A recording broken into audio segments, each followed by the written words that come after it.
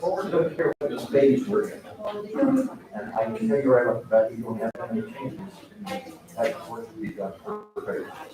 But the questions aren't based on that.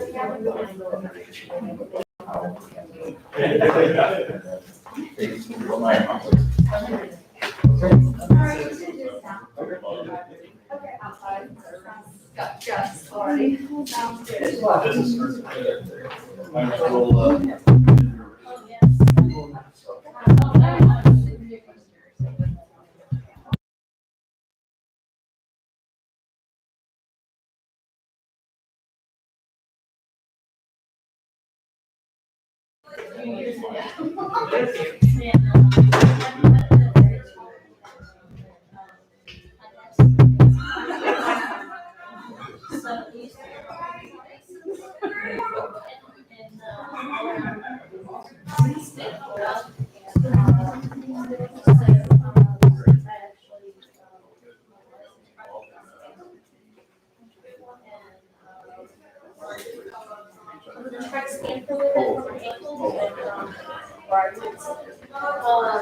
I just got up and moving and all right now. Kind of what is blocked. So I've power agency, which each state has one, and so kind of different, like smaller cities, Boston, Nashville, Key West, Memphis, only have different projects that they can go to. Yeah, because each of us came to say, so, and certain percentage of power that goes to each based on their contract. And then we could do kind of like a, we also did like a type thing, so plans for their city. It's cheaper and they all get them together versus one city. So they're happy to provide, then we have all city where states, you know, you have to work together.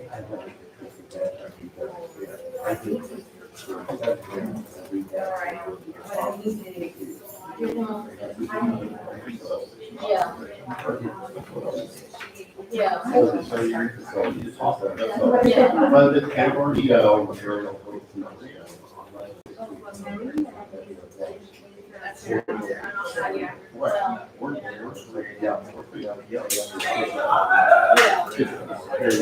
Yeah. and then I see a road. Yeah, it's, yeah, I mean, I actually, so I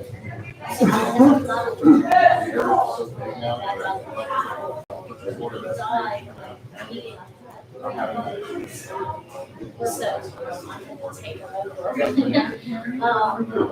a lot what I've done is I've been in a visitation system as well. And for the first time, it's now called, especially with the internet stuff. It's still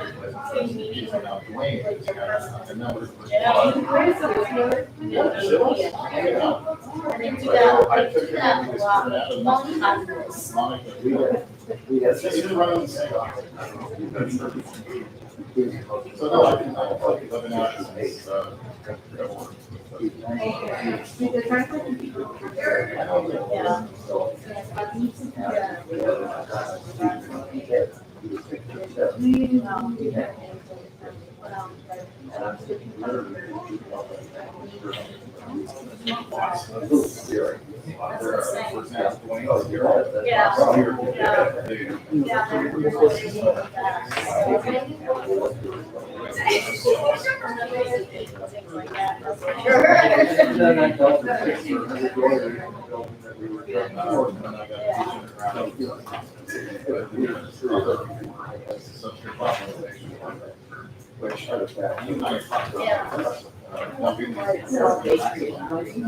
We have the projects divided into 3 separate projects. So it's our picture that we call it by the primary street name. Well,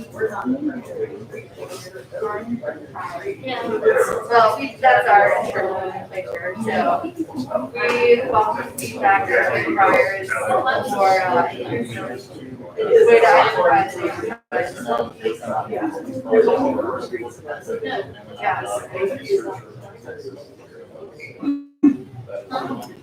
Yep, we hear you, we appreciate it. Alright. I know, so YouTube decided to give me proof that I had to change the URL. Oh, no. Brian's gonna hold it down. So.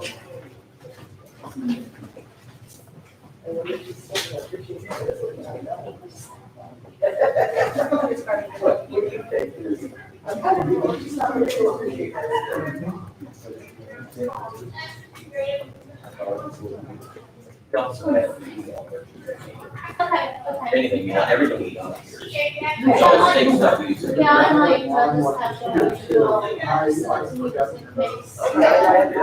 the Corey, just, Corey, I want to start with her. Yeah, give us your new right now. Newly blue house, But yeah, it happens on. Saratoga. I'm Jennifer. Yeah, I'm Jennifer last Friday. You drink at least a case. Oh, you're that one, okay, we're this one. Well, what did you bring a case of? So that's us. Water, just water. Nice to meet you too. Yeah, you just bought this one then.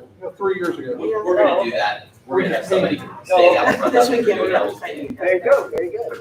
Yeah, I already know for the inside then and start working on the outside. Well, we have. That would be awesome. You know, Yeah, we thought we were buying a house, but we actually bought a house. we have our engineer right away. See, what that's, yeah. See, I don't know, I bought the house I wanted, it's never been updated or modernized. Since I bought it in the 60s. We always try. Okay, so I got what I wanted. Again, if somebody has We tore off all the wallpaper 5 years ago. I haven't painted it yet, so. this, Wallpaper removal is a bear. We've done that in several houses. We had one in our dining room. We had a wallpaper that was that straw wallpaper with a mural in the center of it. Yeah, that was fun. sorry. That was lots of fun. Great, I loved it. No, really. Yeah, we had some of that, so we just tore down the well, wall. contract. So yeah, we didn't, we left every wall intact. Because I hate open concepts like that. That's us. Our That's us. drywall. Hey, Previous owner, so. very close to the same church. So, we had to get rid of it, we had to be able to breathe, but. Yeah, pretty much everyone. I understand. Yeah. I don't know if this project's gonna get out there when we actually do the actual work. 3 years later to the neighborhood. Enjoy it, enjoy it a lot. You said your name was? I'm Kurt. You're Kurt. Carol. Carol, okay. I'm never going to remember that, I'm never going to recognize you, just so you know. Well, this is, yes, And that's like, for Yes, construction. and I will let him credit him, he has. Why is Brandywine not there? So I'm behind on everything. I had no idea. I'm sure you- Why isn't Brandon? That's Because Yes. Brandon White is. Been a nightmare. Well, for a Especially for while, the state, I mean, they just. I mean, these houses, those are, that's green, that's not us. Yeah, these are the apartment complexes, but yeah, that's a really good question as to why Brandywine Third is session, included. it's closed, nobody can. we have That is major. wonderful. Even outside. Yeah. Is the whole neighborhood not- Buckets and they're just dressed in. Yeah. Including. Yeah. All of that long sleeve. So the water. Cindy? The first try didn't allow audio. I had to send a new URL. Okay. So I sent it to Ron and If you need Participating in bribery. they love to everything. She doesn't want to be wanted. So like Mark. Yes. Well, the problem is I don't have access to my Yahoo account, but only for my home computer. Oh, that's right. Yeah, so, So here, let me show you the. Real quick.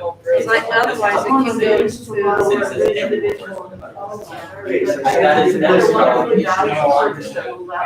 And you wouldn't have to wear one. Yeah, that's not gonna help you, because we've got like 50 some odd emails on there that it's going to. Want me to, You wanna try log in from here? Yeah, You have your password handy? I don't know my password for that. It's all automatic in one there, I know if I have to try to reset it. It's a Yeah, mess. so I sent it to Greenbriar Community at yahoo.com. Right, so that's just gonna go to that email. Yeah. Okay, so let me call my son, because that still may be on my computer. Let's see if I can get him to forward that to everybody. Yeah, sorry, the first one just didn't, hold on. You know what, I worried about that, and I ended up on a call, and Sue is on a work call, so she's not even here. And then, I ended up on a call for 45 minutes before I could leave the house. It was just one of those things.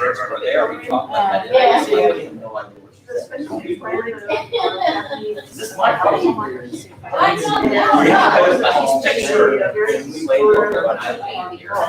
Yesterday.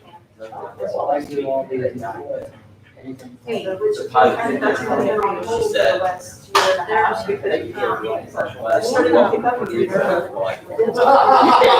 Just kidding, it's really.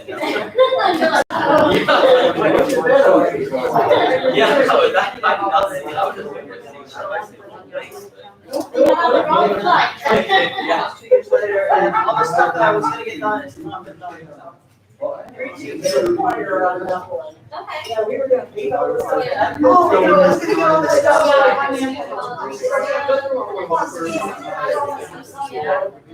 The end of this.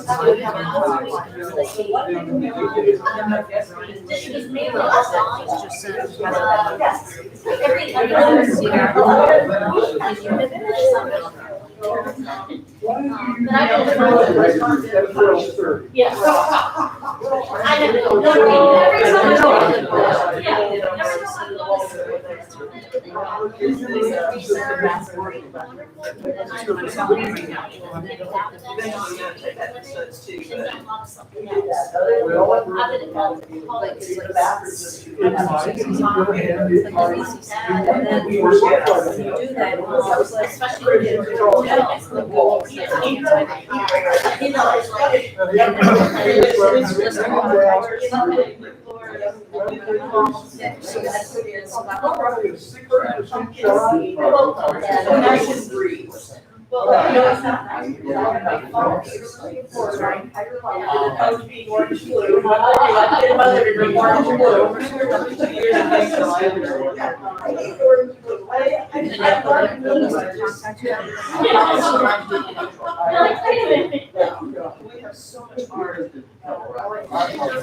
Yes.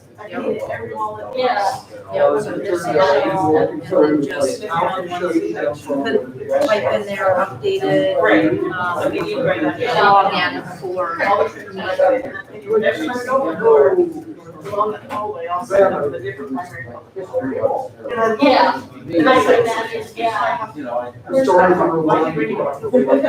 That's cool. And it's all part of. It's a link for,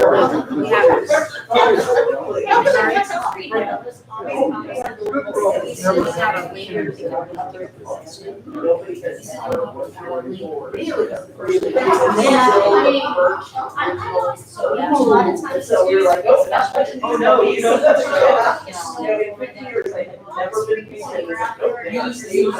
We had people at our house that had these patio, those sliding doors. You couldn't close each other, but back there. And I couldn't clean it out, so I said, I want part doors anyway with. I would inside make the front. sure that. We did those, and I'm waiting for. Yeah. Yeah. Yeah.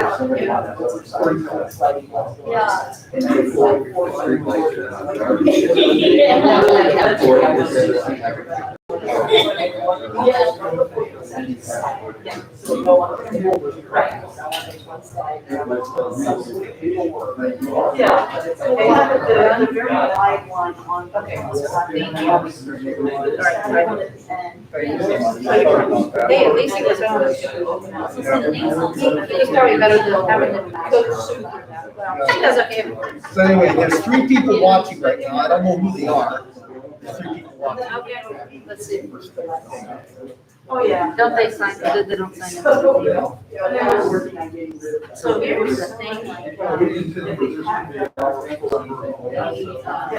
One of our neighbors.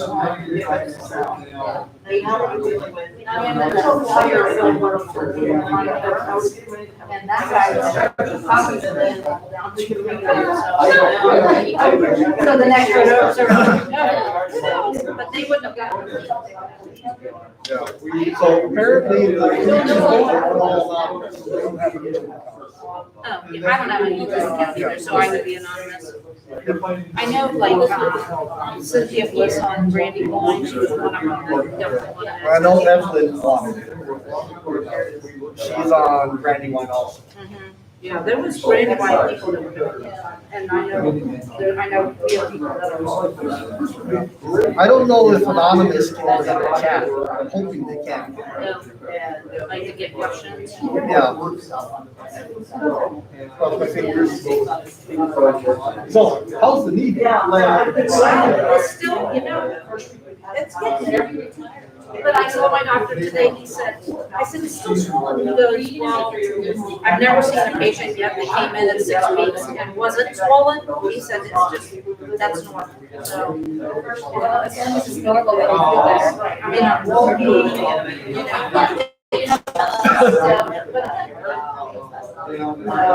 I have a feeling it's going to be this later. And then I do this. But that one had an injury, this one is just surgery. I gotta speak to him. For some days. The only reason that I did it was because I had a skiing accident 2 years ago. I tore my meniscus, my MCL, and my ACL. So the meniscus and the MCL heal, but the ACL doesn't. So they have first places, but because I have arthritis, the last thing you want to do is now have a tight knee on a right, so. And it had no support in it.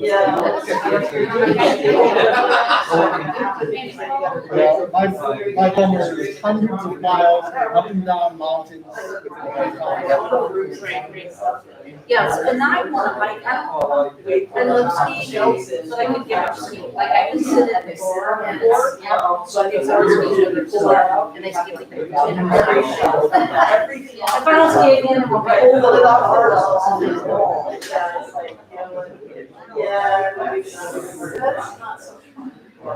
Is this our Duke Energy person here? And he's No, talking. they're outside. Oh, they're outside. Oh, Okay. They were in the back, and said he was doing this. You said what? Came in with all of this, and they said, what are you doing? We didn't authorize it. Damn straight you guys did. Well, they said it wasn't conducive, but that was their own reason for it, right? They didn't say,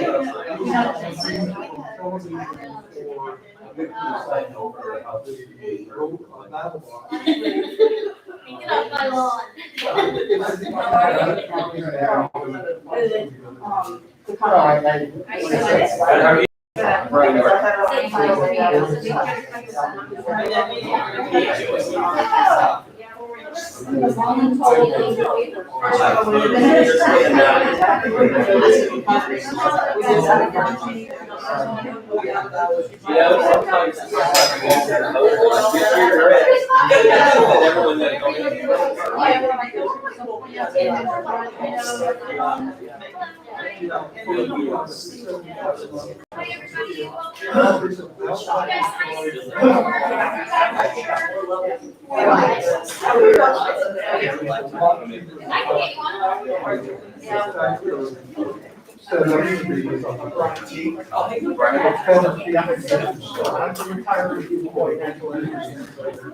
How we doing, Carol? Yes, of course. I have you sign in at the front door. Okay, you got a brochure? Yes. My neck of the woods. The teacher from our neck. You got it, Mark?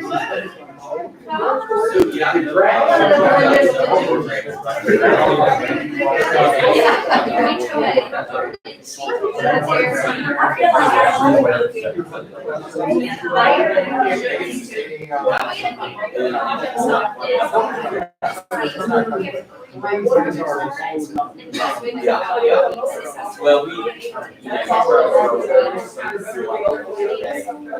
I want to know why, I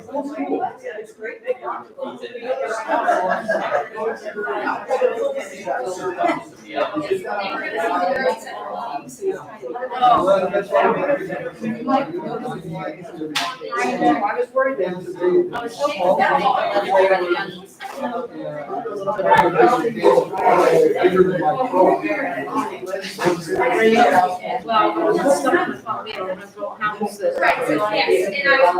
rained here, and so like I tried to work for these people. So they won't, it's pretty good water, they months water. So I they won't let me. And they can't ask me to go, but they're trying to.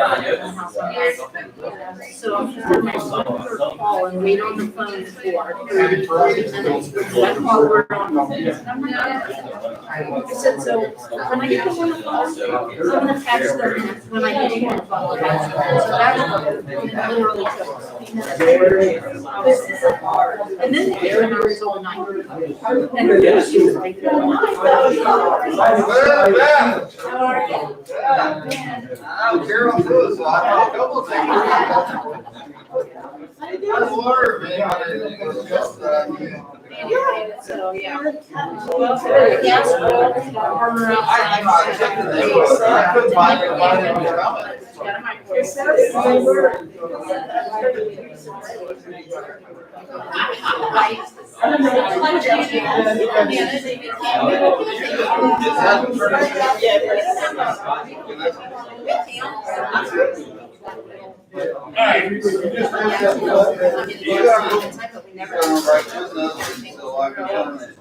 And find out all the answers tomorrow.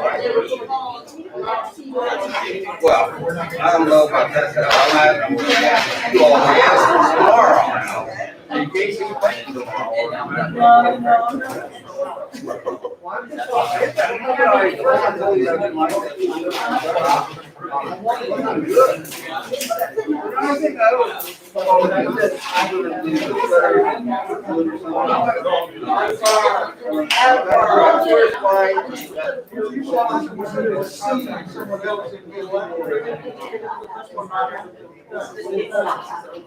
right then. So they just don't make rubber dogs stick enough for you to do that. Yeah, a lot of these guys, oh, never with that. I still have. Thank you. Yeah, the Yetis. I don't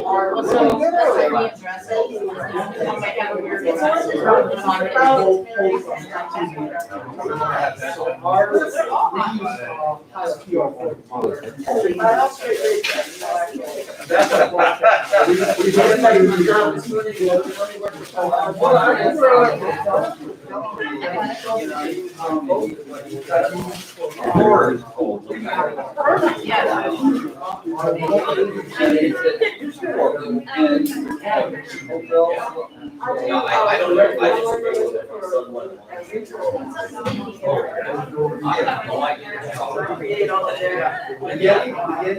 I just The reason I found out is that, I said, well, one day.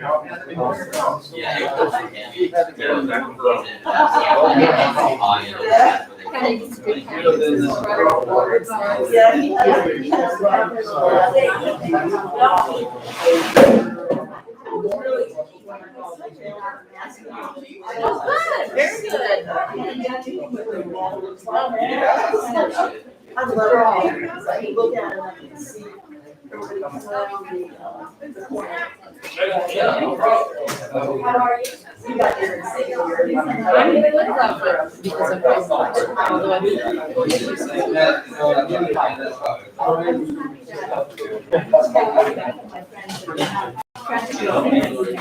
Hey, how are you? No, see, Sue's just started kind of getting her walk. She's been holding her back because of, wanted to make sure she got all her shots and. And it can be really intimidating when the dogs can be each other, that's so many at once, you don't want to overwhelm the puppy. I hear, I just got a new knee, the same kind of getting into. Oh, that's quite. Luckily, it's been getting better, but. Oh, this guy's not just. The days are supposed to be ready to go back to the gym. That's what they told us. And so we're like, okay, my knee will be. And, yeah, I think I got the date wrong that I gave you, that's not right.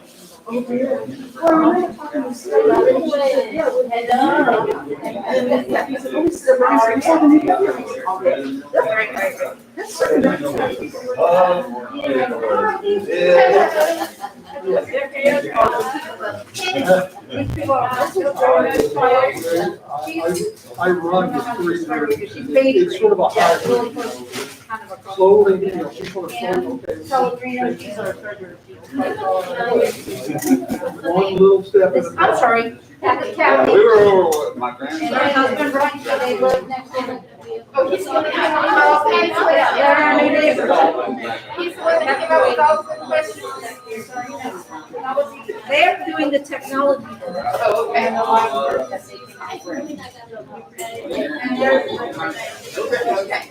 Yeah, that's a good idea, and then I looked at all these questions, and I was like, good questions.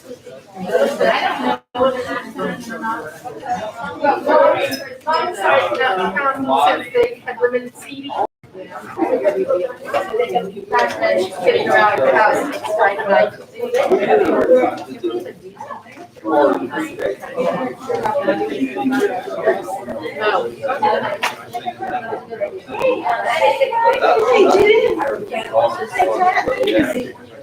Okay, how are you? Good. This is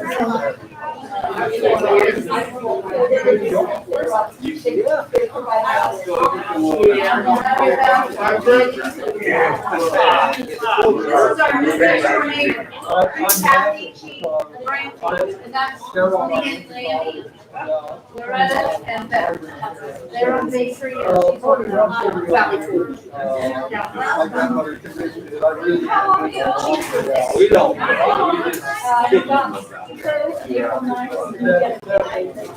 Okay, so I don't think I got your mom. Oh, the new stuff. He doesn't say. We used to have Brandon and Christina still live next door. And I think we left it with them and said, you can just leave it for the summer. So I don't know.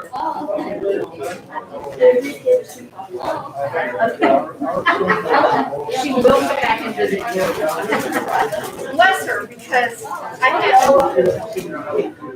run, I can't even rip my check yet, so I have to Yeah, check we're good. one of the few checks I've written during the year. I was telling Carol, I think, I would like to third way. And if you guys use that or try to check it for me.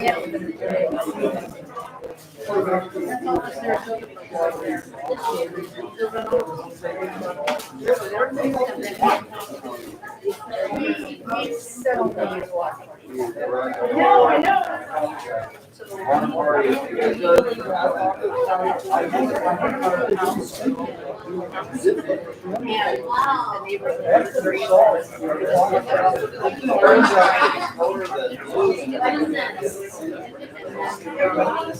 I thought you were.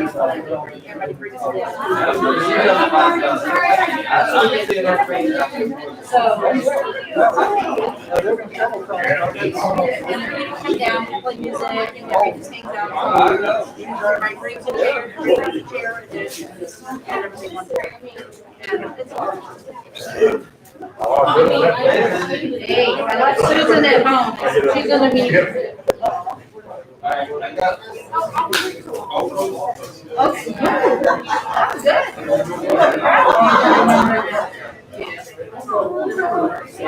The little. Our new terror. That's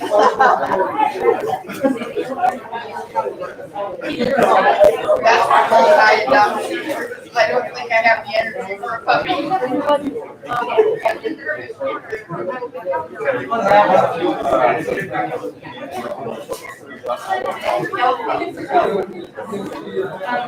Right at the beginning of January, she suddenly had something just went to her. I think she could have like a mouth stroke, something just rushed her. One second she was sitting there on the floor next to me. I was Here you are. In cable and or equipment placement, so you're gonna have one of the big boxes in your Yeah, yard. it was Just real like fun. we are. Yeah, right there. Up close to the sidewalk over there between you and, Well, we did have to put it. Yeah, I don't know if I know you on that. Every, so, you get a little box. Our new living with us for a while. Right.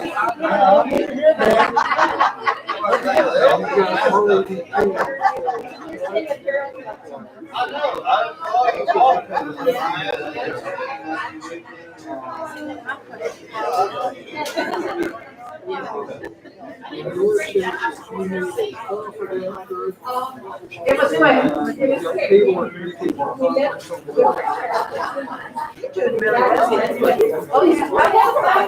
We went last day. Really? Well, I know you're right there. Sorry.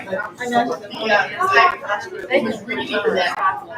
But he said it does take too much in case you just keep doing it, because they're failing mentally. Getting off the office. Down there really quick. Yelling at us. I'll be right by the car. Outside, sidewalk, yeah.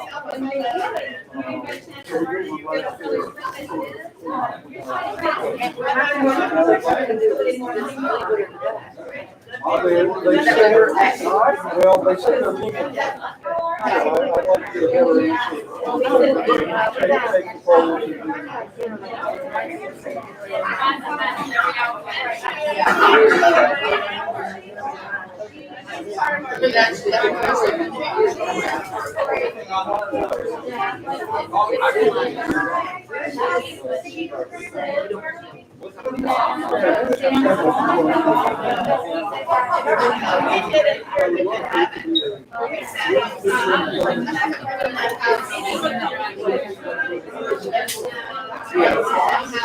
They said it was handout, and it's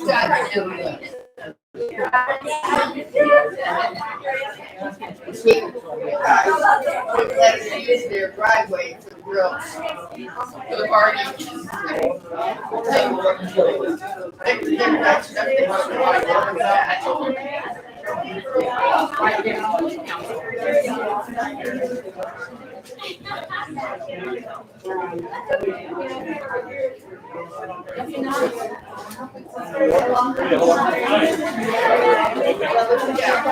We got it. Some people don't want to be more than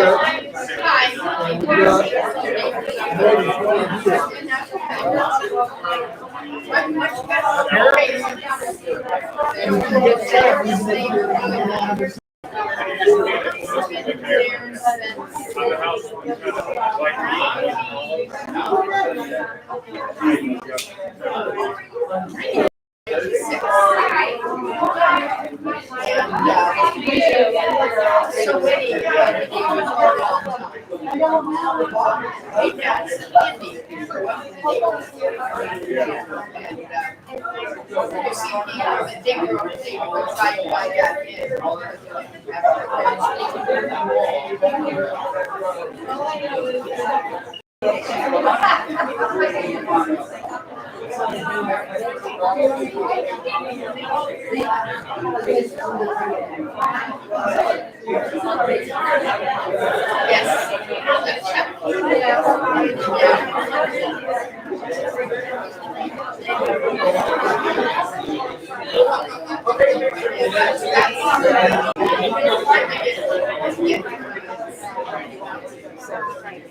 I Yeah, in the first place I bought, I was rejected, I was still there. Very time, his mother was moving and he both wanted us to buy their place. So they ended up both paying the place they didn't like.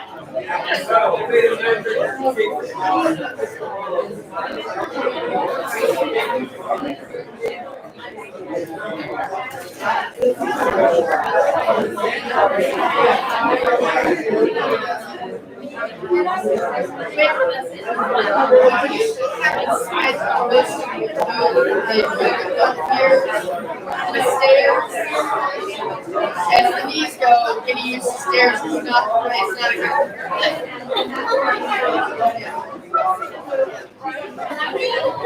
I know my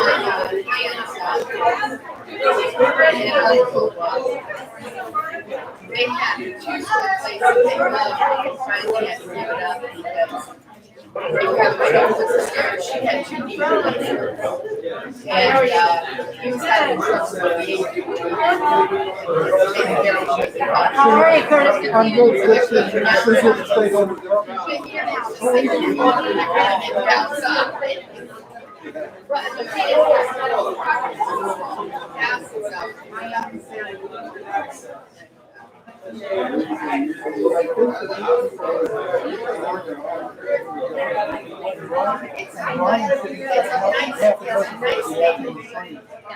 Everything is all I work with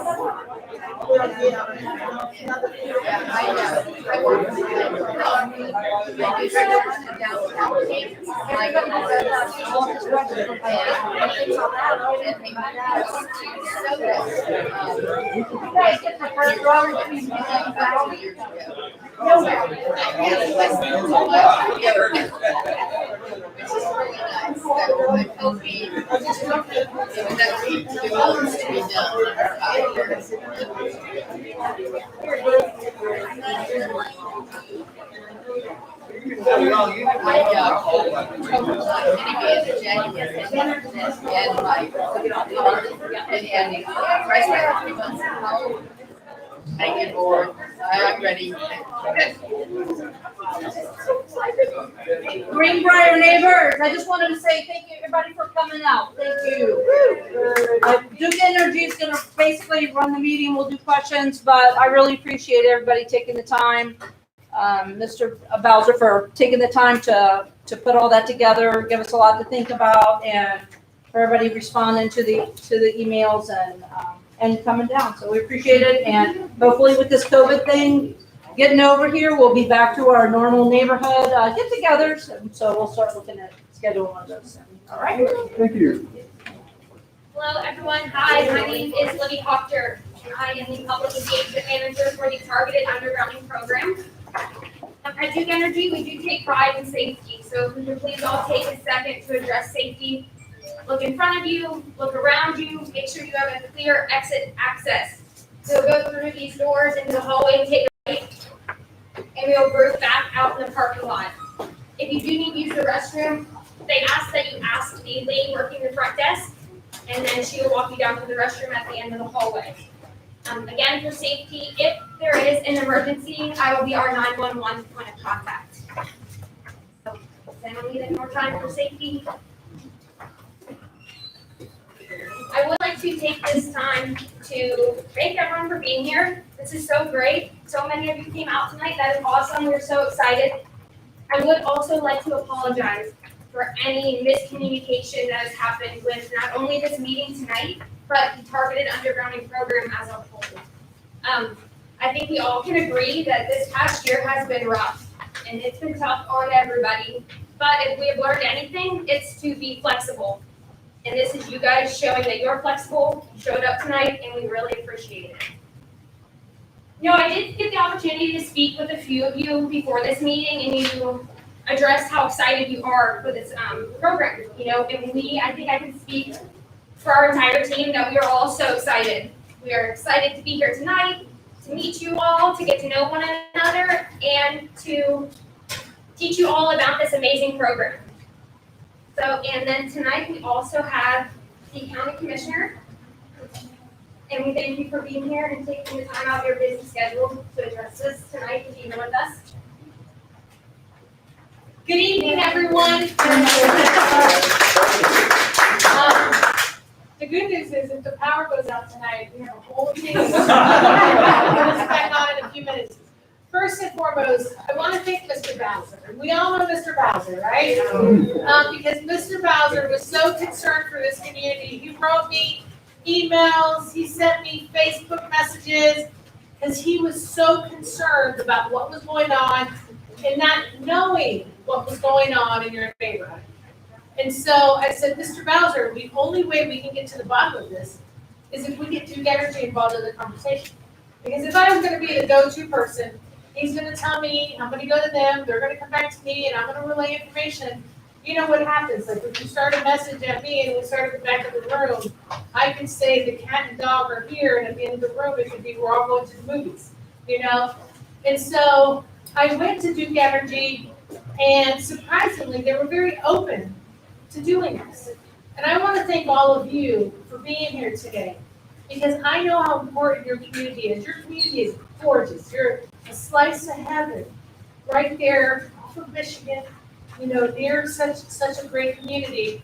And it's only fair to be up to date on what's going on in your community. And so I'm glad you're here. I'm glad to be a part of this. And I really hope tonight we get all those questions answered, all those misconceptions, and all of the hearsays brought to a clear air tonight.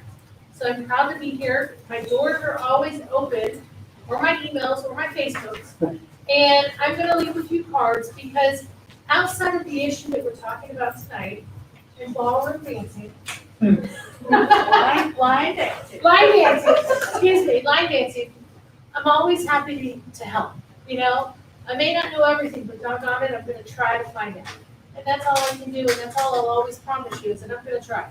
So it's great to be here tonight. It's great to meet so many of you as I already have tonight.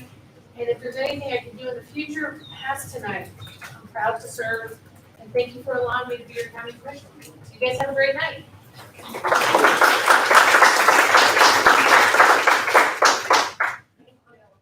So our agenda tonight is to sit here and discuss the targeted undergrounding program, and then we'll break into groups so we can address any questions or concerns that each individual may have about their own property.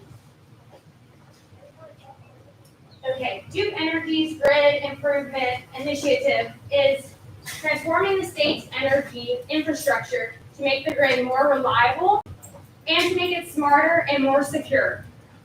So the four key incentives are improve reliability and resilience, strengthen the grid, expand solar and renewables, and lastly, to give more options and control. Hey, Libby, could you speak up a little bit? Yes, your face us is much better. The targeted undergrounding program at a glance. So by relocating these power lines underground, we will reduce the number of power outages. We will restore power more quickly following major storms. We will minimize service interruptions, increase safety in your areas following any extreme weather events, and eliminate frequent, potentially disruptive tree and other vegetation trimming needed for hard access lines. Our next slide is what to expect. And I think everyone has a brochure, so if you can take out those brochures, and we will walk through each phase of the targeted undergrounding program together. So the first phase of the program is evaluation. A Duke Energy representative has already been out in your area to determine the best route for the proposed underground relocation. They will also look at the current meter base on your property to determine if any modifications are needed. Our engineer, who has already been out in your neighborhood, is here present tonight, and he is here to address any questions or concerns you might have about how your service will be routed to your home, or any questions about your own meter base. The second phase of this program is to obtain easements, and this is the phase that we are currently in right now. So easements give Duke Energy permission to install and maintain equipment along the proposed route. Duke Energy representatives will work with property owners to secure necessary easements along the planned underground route. If easements cannot be obtained, the work may be delayed or canceled. And we do have one of our CLS agents here tonight that can address any easement or CAP agreement concerns that you may have. The third phase of this program is reviewing the plan. You will have a chance to review the preliminary design and proposed equipment with our team so that you understand the underground plan for your own individual property. The next phase is we come out and we mark the site. So when it's time to relocate the lines underground, we will work with a utility locating service to mark and or flag any public or privately owned pre-existing facilities. The next phase is line relocation. When possible, Duke Energy will use low-impact drilling equipment to minimize property disruption. Once the final switch from the overhead to underground takes place, there will be a short outage. We will communicate the outage date and time with you in advance so you can plan accordingly. We know everyone has busy schedules, so we will make sure we communicate with you when this is going to happen. Maybe you can give us more feedback and pick a different date, and we'll make sure the whole community is on board with this. Our last phase of the program is restoring the site. Once the work is complete, Duke Energy representatives will remove any overhead lines and other equipment. We will restore your property appropriately in coordination with you. So again, I am your point of contact, so please do not hesitate to call me with any questions or concerns that you have about your property. I do take pride in restoration, and I want to make sure we get it back to the way it was when we showed up. What's your phone number? It is on the back of this pamphlet. You can call, you can text me, you can send me an email. So at this time, this is when we would like to break into groups so that we can address your individual concerns, so that we can specifically look at your home and your property and talk to you about that. Yes. What is your overall estimate for the timeline for the project to be complete? We would like to, and this project will be complete by the end of the year.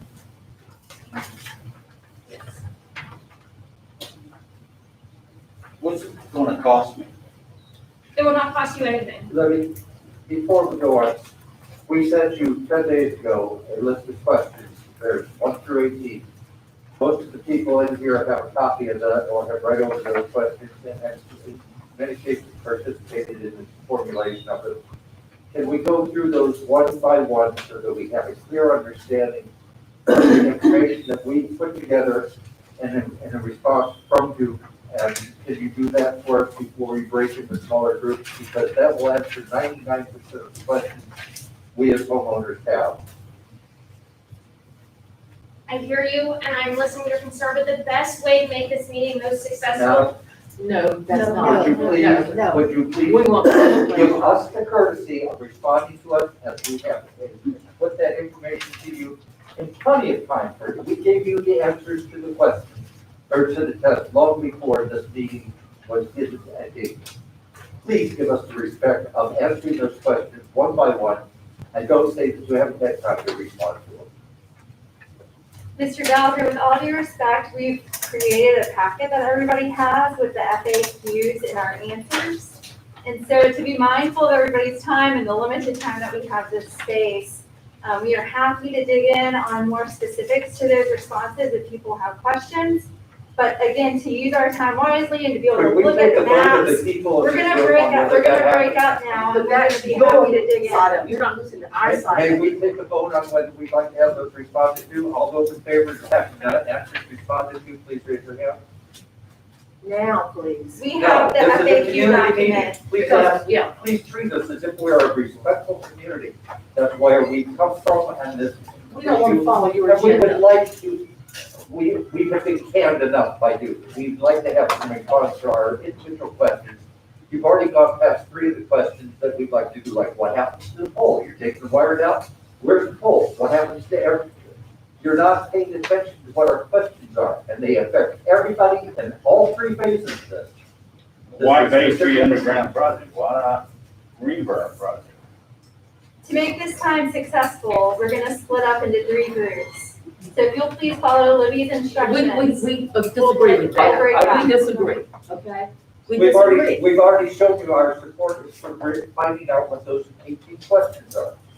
And we want all people to hear them at the same time, not in So it's the same individual response. sessions where there could be a different answer on them.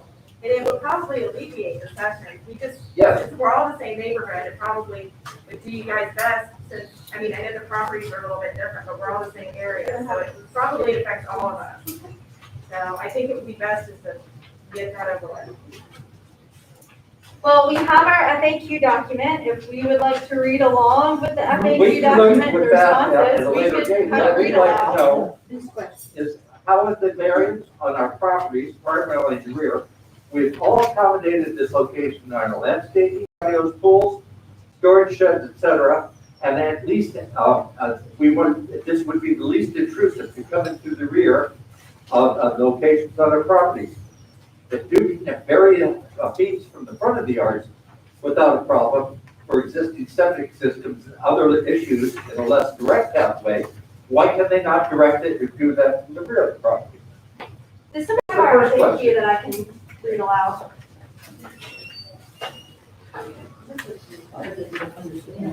Now, I'm reading through every one of these questions, I'd like to be If you'll give specific. me a moment, I will read our response to that question for you. Thank you.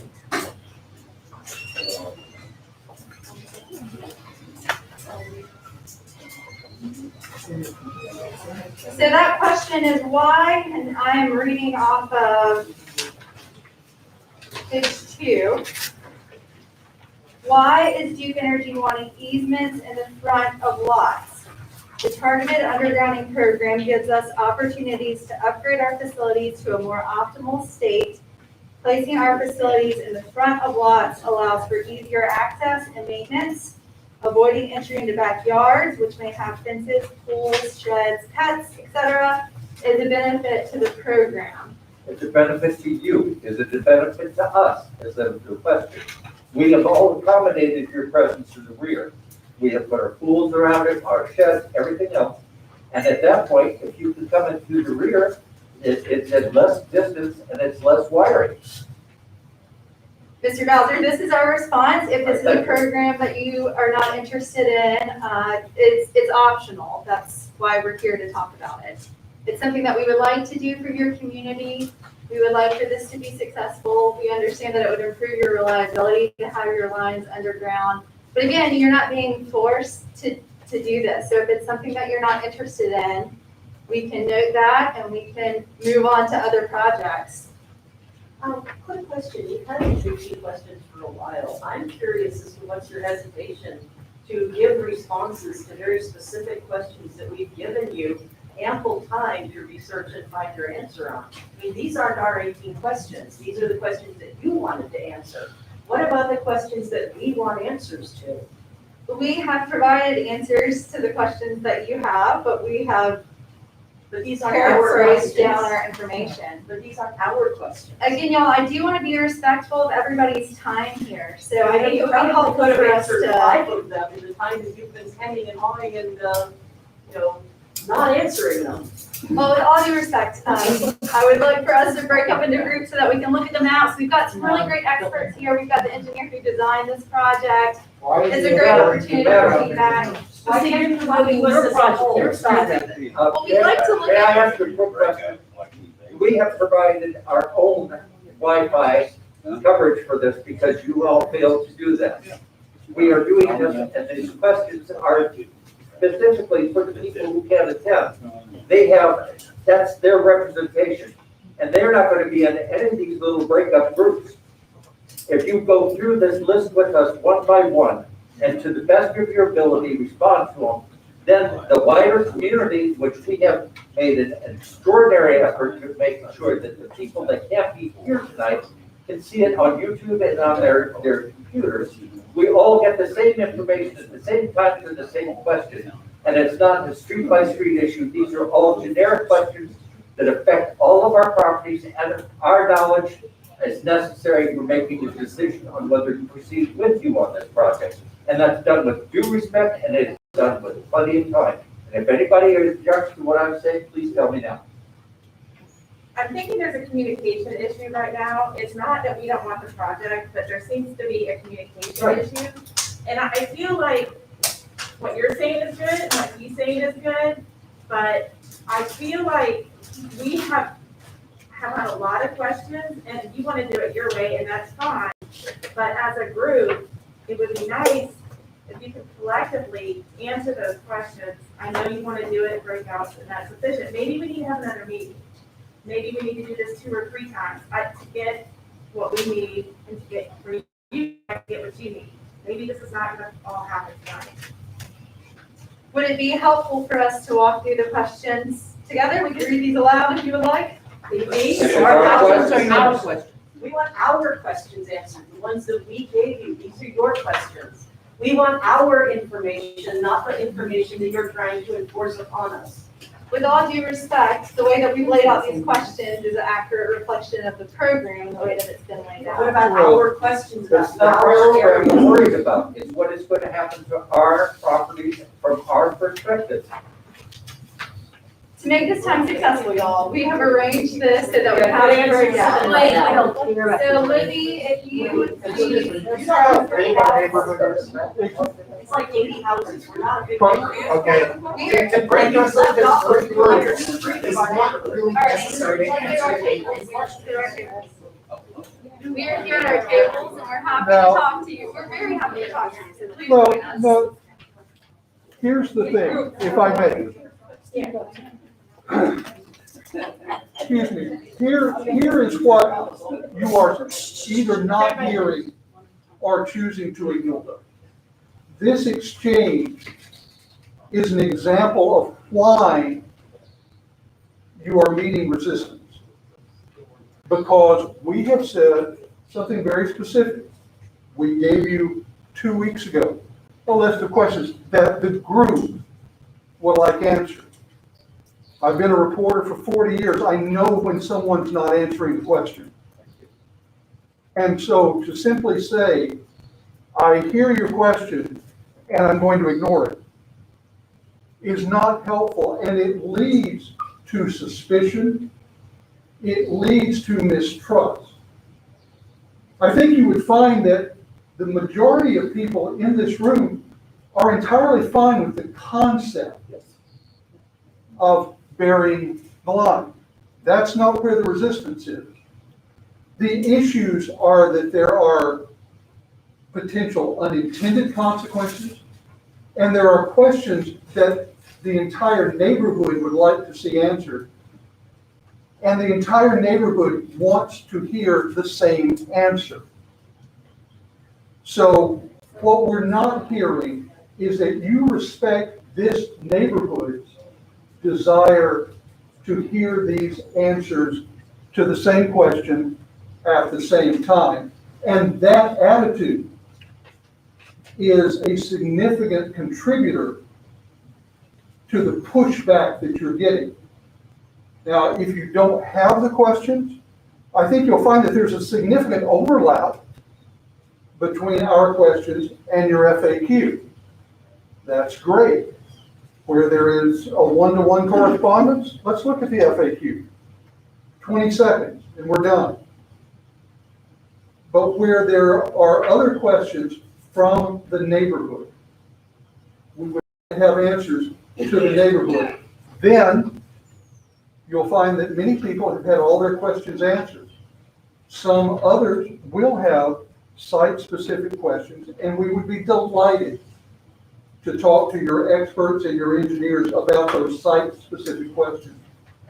But this is an example of either we're not being heard or we're being heard and purposefully ignored. I don't know which it is, but it's a solvable problem.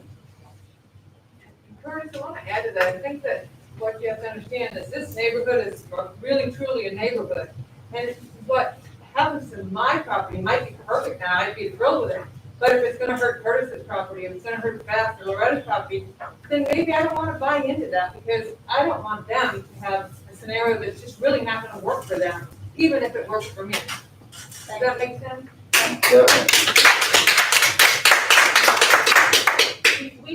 I've only seen one person at my house, one person, and I appreciate all of you guys here. I do appreciate it. that Duke is represented here tonight, but I literally had one employee show up at my house and just talk about this process.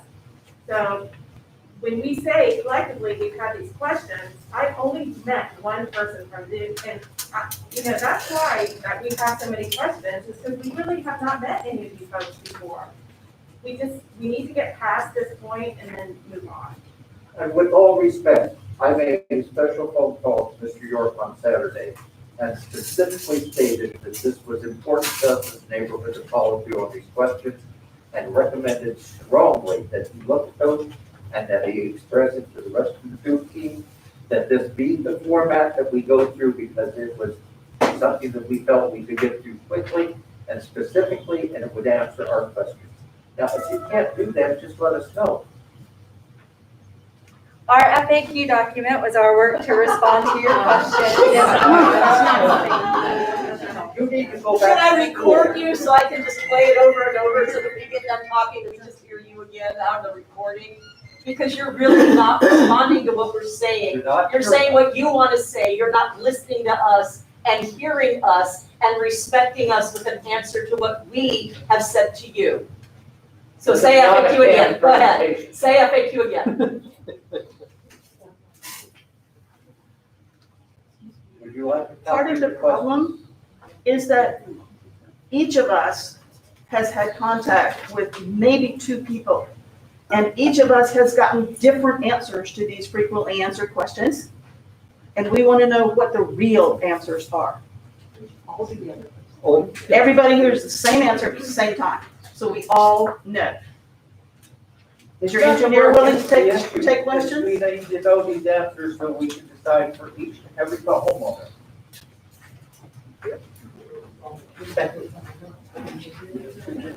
No, I would be happy to review the FAQ document that we have. Otherwise, I really want FAQ again. I really want this to be a helpful breakout time.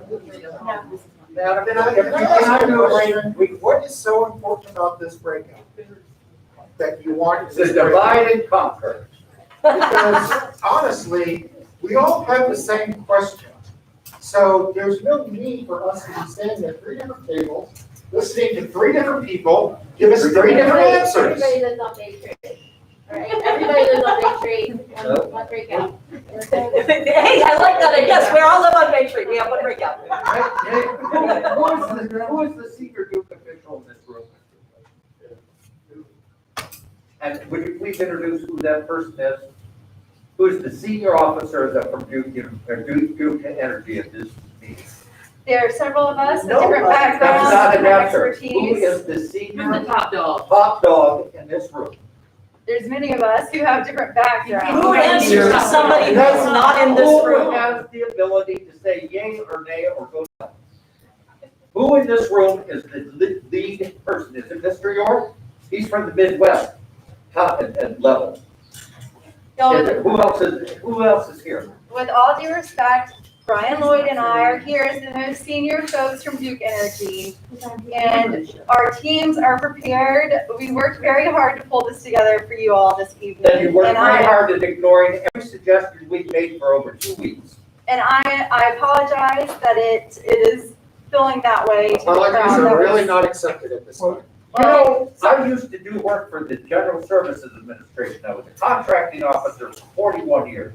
And I did presentations for the DOD, for the White House, for the Department of Justice, for Homeland Security. If I pulled this stuff in front of them, I would have been hooted out of the room and told never to come back.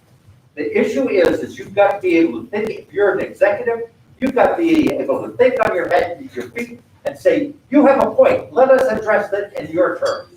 Because you certainly aren't making your sense on our terms right now. You need to be able to hear what we're saying as a community. And if you can't say that, then I really don't think I can stay much longer. I agree with the lady in white. We all live on Bay Street. We have one breakout session. Hi, talk to us. Thank you. Answer our question. Every person in here lives on Bay Tree Drive. We have one street. We need no two tables other. We have one street. We're all Bay Tree. One block. Yeah, one block. We're neighbors. Yeah, exactly. To put it in another term, whatever you were hoping as Duke Energy to accomplish at this meeting, you're failing. So back up, regroup. We have offered you what we would like to get so that we can support this project. Now, we have stated that as plainly as we can. I think I put it into English terms that even engineers can understand. So I understand that you have a script to follow. I understand that you have an FAQ. And I understand that both of those could be useful in giving the community what it needs to hear at this meeting. But the way it's being presented right now ain't it. Answer our question. And if you don't know the answer, then come back to it. Yeah, Can I ask a question? What's the first question? Did you read the questions that were sent to you? Yes, ma'am. Okay, did you try to red line or whatever from your question to our question so that we can say, here's your question number one, it's also answered on here at this point. I mean, if that's all the information you have for us, that's all the information, but there had to be someone here that you had to have read and said, how can we give them an answer to this one? To us, it sounds like you're saying, we're not willing to answer that question. And that's a really bad feeling for all of us when I can tell you, I was ready for this. I'm excited about having underground, getting that power line out of my backyard. I'm thrilled. But this just feels bad now because, it just makes us all feel bad. Like now we don't have that trust. Now it doesn't feel like it. So we gave them to you, you read them, but you chose to just discard them and say, well, we're not willing to answer them. And that makes us just feel like there's some reason why you're not willing to answer them, and that doesn't make us feel bad. And why should we do this? Because we don't have power outages that often. We have the juvenile home over there, we have all that county property over there. You guys come and get that property working for us quickly. Just a quick question real quick. Is Duke going to be fully responsible for any and all cost modifications of property, owner's equipment, fencing, landscaping, septic, owner's equipment, existing delivery lines, et cetera, necessary to connect new feed lines? So as part of this project, we are responsible for everything up to the meter we can. We work closely with homeowners to talk about any kind of adapters that are needed or anything for the underground service to reach the meter as it exists today. And then if we cause any kind of damage or have to disrupt landscaping, fences, dog houses, et cetera, we are responsible for leaving that as best as we found it. And that's part of Libby's role too, is coordinating that restoration. How long does that take? Because you use subcontractors that don't care. All right, y'all, if we're gonna do this, No. one at a time, please. But that was a good answer, thank you. I mean. That's a good I'm actually do another one.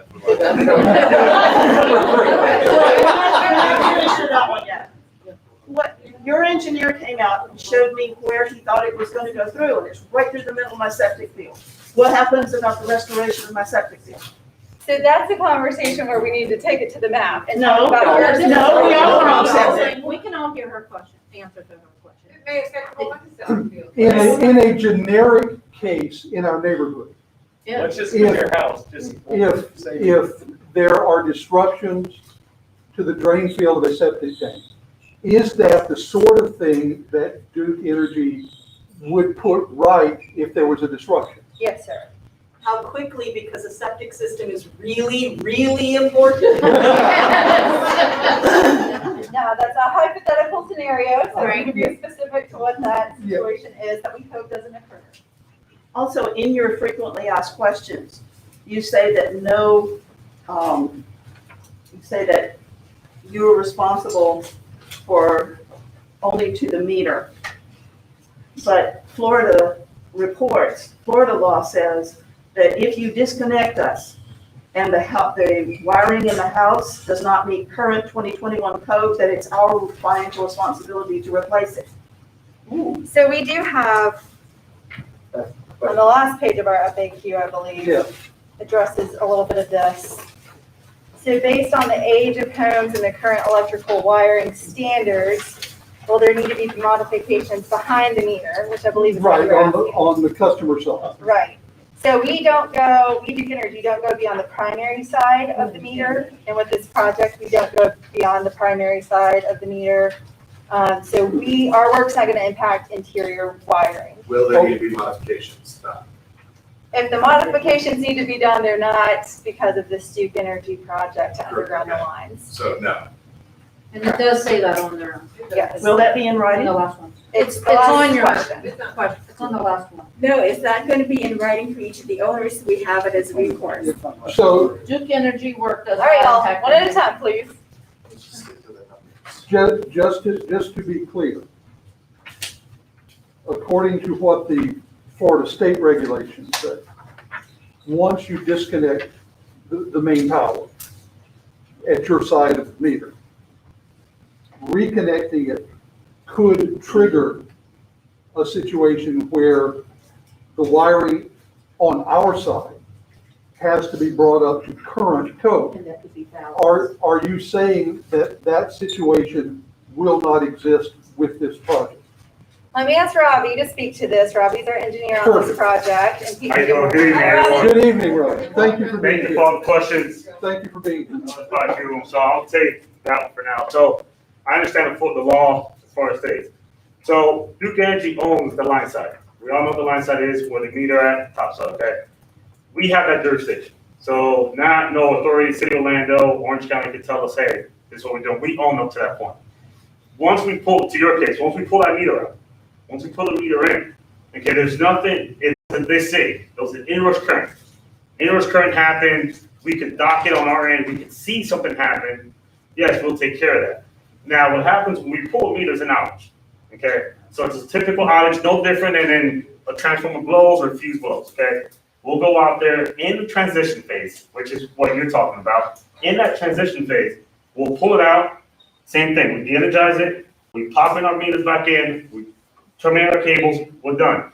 Interior, there's nothing that Duke Energy does on the line side, okay, that will impact your interior wiring to bring it up to current code. Correct. Okay, the entity as Duke Energy, there's nothing we do that will could go and say, hey, you have to bring up your house to current code. Nothing that we do will affect that. How big is the box? Reference the box as transformer. Okay, so there was a picture up there. So if you don't mind, so the box itself, okay, will be pretty. It's like 42 by 24. Our transformers about, so that's about. So you figure wide, it's about 36 by 24. The pad itself, obviously, is larger. There's a reason for that. Obviously any oilage or anything. Now, there's a big concern on those boxes, right? Everybody has that concern of, hey, I don't want this box in my yard. Why do I have to have this box? The reason why that box needs to obviously be the yard is off one box I can pick up at least 7 or 8 homes. Okay. When I place those boxes, I place them strategically to try to maximize one transformer to pick up as many homes. By me doing that, I minimize how many, AKA boxes we install, which is transformers. So once I put those in neighborhoods, and for example, I'll show you here, okay, we'll use this frame here, Bay Tree. Right on Bay Tree Drive, we got 3 transformers, okay? I'm picking up basically all of Bay Tree with these 4 transformers, and they're gonna be out, that's where the easements and stuff we come in. Now, that's not set in stone. If a homeowner tells me, hey, can you put this on the northeast corner, the southeast corner, on the front lot, we will. To reference a question I heard earlier on why we're not going back lot, okay? Besides the fact that it's a maintenance issue, okay, and you said it was a benefit to do, it's actually reliability as well. When, let's just say hypothetically, which always happens, the outage happens at 3 o'clock in the morning and I have a transformer in the back lot. I have a chokeman that shows up, 1-man unit pop in, 3 o'clock in the morning, he has to jump over a fence, over something else, or worry about a dog to get the transformer, right? Well, if I have a front lot, I don't have to worry about any of that. My chokeman can show up to that one transformer, he sees on his mapping system, we see what's going on, and we can get right to work. So our reliability actually increases by doing that. That's part of the reason why we want to go front lot versus back lot.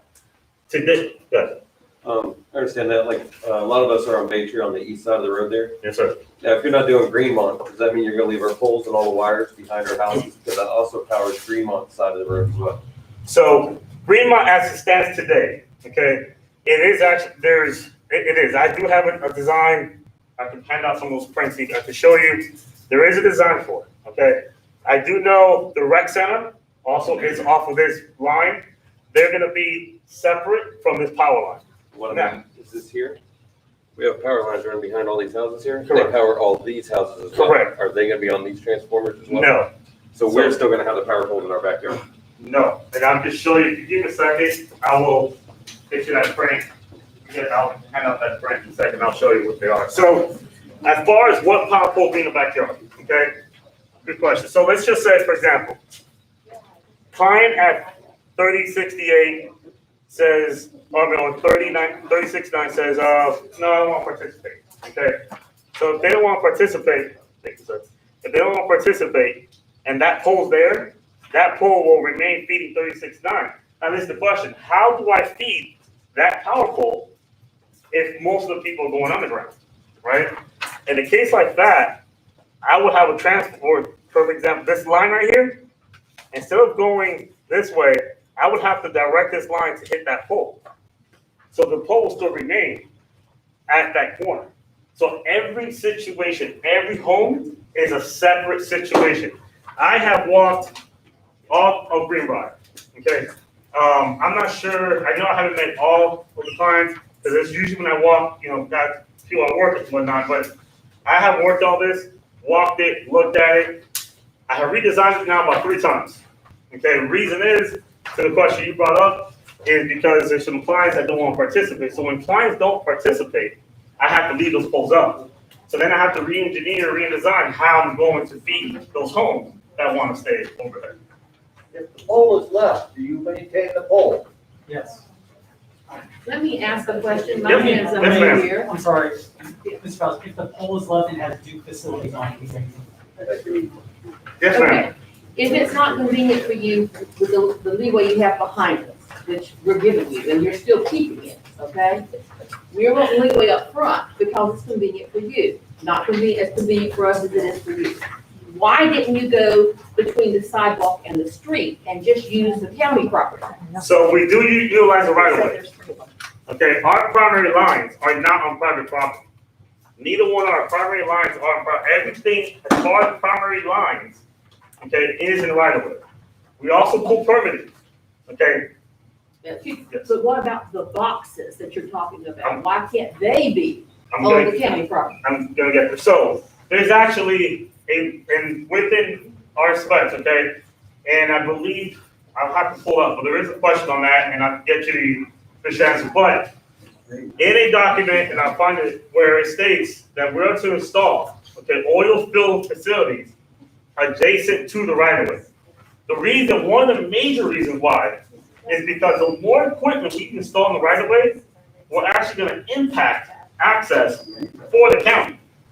So when we go ahead and get all that stuff permitted, okay, there is cases where we'll say, okay, we'll put this box in the right of way. The problem with that is, the more things you put, and you have trees, so the more things you put in our right of way, the county will actually deny us putting boxes, as we call transformers, in the right of way, because we're impacting their access. We have the representative from the county here. Can you chime in on that? So let me ask first to clarify. It's like you're saying that that's gonna impact the county. I don't think I've ever seen the county come out and do a dang thing in our neighborhood Right, to and that- impact their movement of whatever they're trying to do along that way. Yeah, that's, I have not seen anybody get impeded there, okay? yeah, that's something, that, we can't speak on that, I can't speak on what they do and don't So do. you're saying they'll not allow you to do that? I can't reference on what the county, when we go out for permitting, we saw our job. We go through permitting, the county is aware of But everything have we're you doing. asked the county if you could do it? We have not on this particular project Why because, not? because we do not install oil-filled equipment on right of way. But that would be so convenient for you, even more convenient than coming up in my yard to do that, just to have it out on that that leeway in between. So, I'm all for putting in the backyard.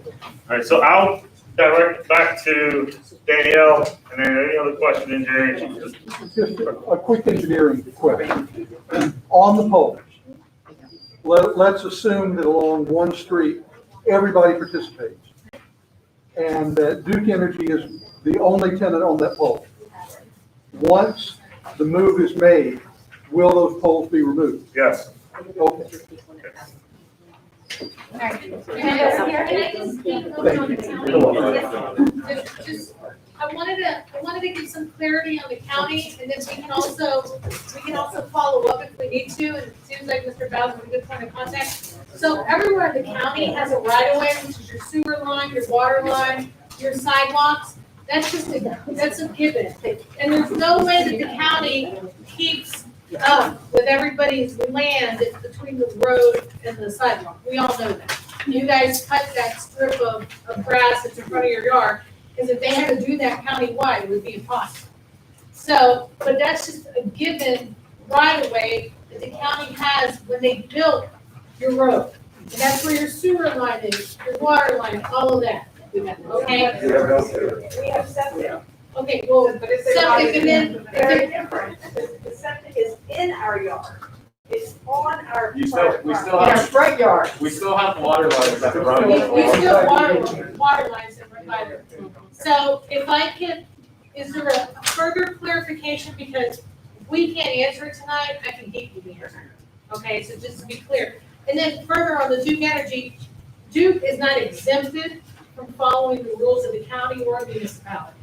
Okay, so when they talk about they have to go run a permit, they do. Now, let's just be honest, they're a major company that does this across the state of Florida and the southeast and all of that kind of stuff. So there's a process, but they're not gonna jump to that process until they're ready for that process. So the reason why they haven't established a permit, because I don't think you guys are 100% on this project anyways, and like he said, there are certain people are in, certain people are out, so when it's additional check marks, they'll get to that point. And I'm not saying it's a done deal, but pretty much it's a major corporation, just like OUC or anyone else. It's not gonna come down to, do they know how to do their job and get a permit?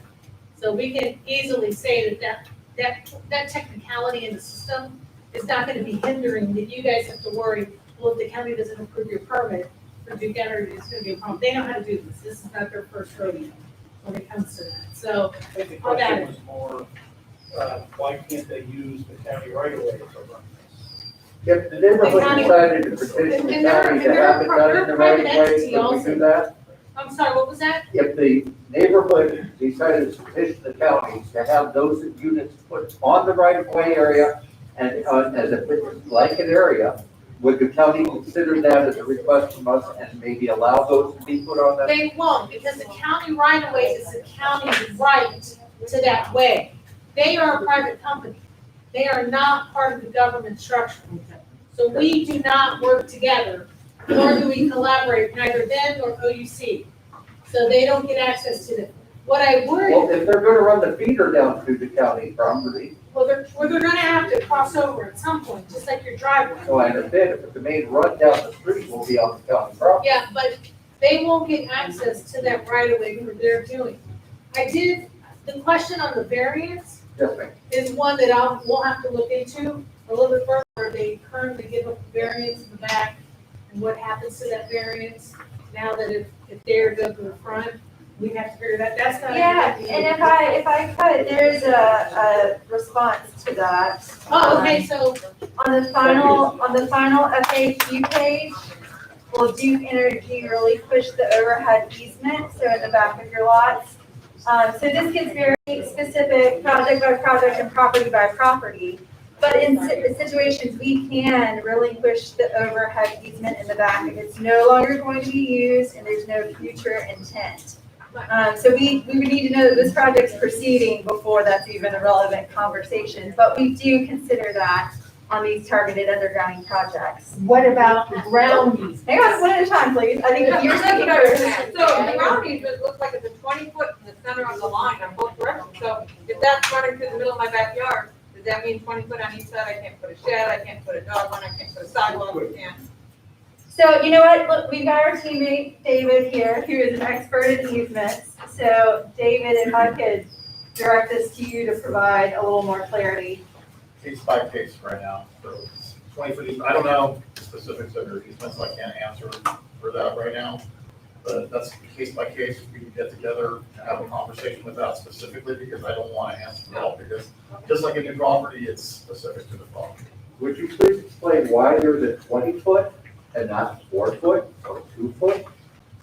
Is that you, are you going to drive a truck like that? I cannot tell you why it was built that way. It might have been based on the voltages that were running through that line when it was designed. How old is your neighborhood? 1969. So you've got 50, 60 years of history there. I'm not sure how that was designed. Was it Progress Energy before here? So back in the day, however those engineers designed that based on the specifications of the way it was back then, that's what determined the width of the. What is the variance that you're planning on, the connector between the main street and the house? I can't discuss that, maybe, Mr. Bowser, may I ask, just to clarify, what, from the transformer to your house? Yes, sir. Okay, so that would just be the service line, there would not be an easement for the service line. Yeah, you said it was going to be 6 to 12 foot easement on either side of the property line where the people's coming in. That's running down the street. So the caveat to that is, so services, just for terminology's sake, services is what feeds your home, okay? Now, when I'm coming off the transformer, okay, to individual homes, you're not signing an easement for that because I do not need an easement. The easement is needed, for example, if I have a transformer on property of client A and I utilize client A's property to feed client B, then yes, I do need an easement at that point because I'm encroaching on client A to feed client B. Now, if I'm not, then we don't. So for services, we don't not use easement for that. And if I could point out too, on page 2, the intent of the easement document, we provide that an overhead easement area is typically 30 feet equidistant from the center line, and an underground easement area is typically 20 feet equidistant from the center line.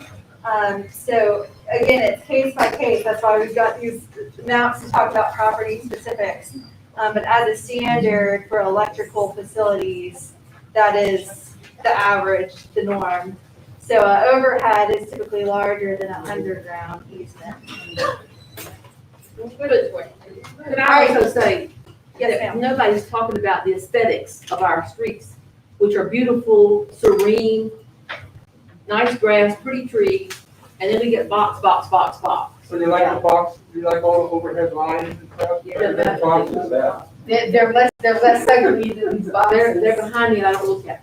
I'd rather have that 7 days ago, like, yeah, a little bit quicker, so. All right, so question over here. I just want to say 2 things. First off, about y'all's concerns about pulling the meter, putting it back, and service.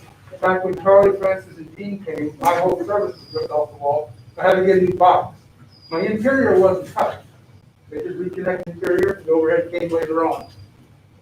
Did anybody get a digital meter in the last 2 to 3 years? Yeah. They pulled the meter, they put a new meter on. Did they have to get Orange County out there to go and inspect your house? No. Same thing this time, so don't worry about it.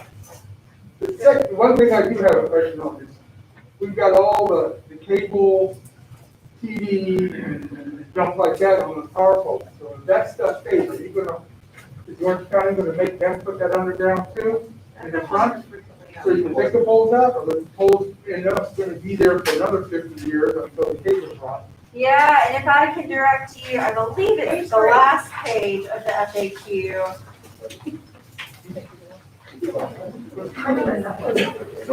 Yeah, so we call those joint users, and there are other utilities who share the pole space with us.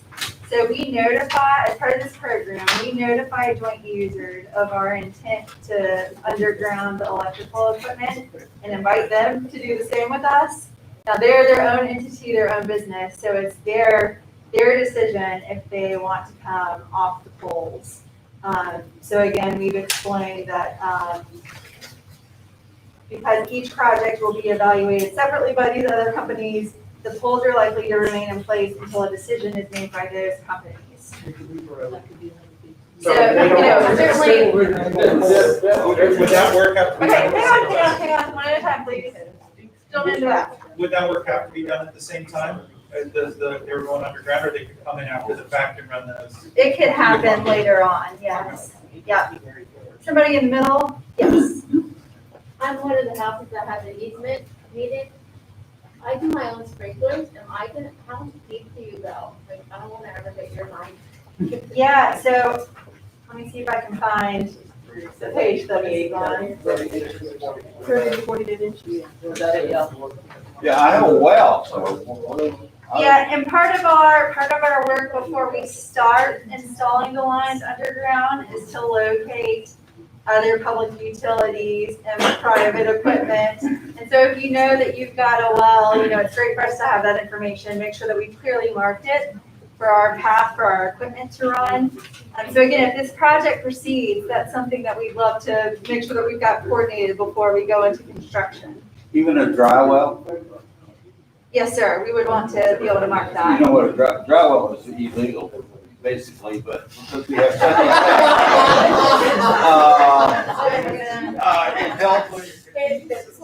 Oh, that septic tank not over, overwork, if we put our water into it. Yes, we would like to definitely avoid that. And I'll add to you that we've been doing these targeted undergrounding projects here in Florida and in other states since 2018.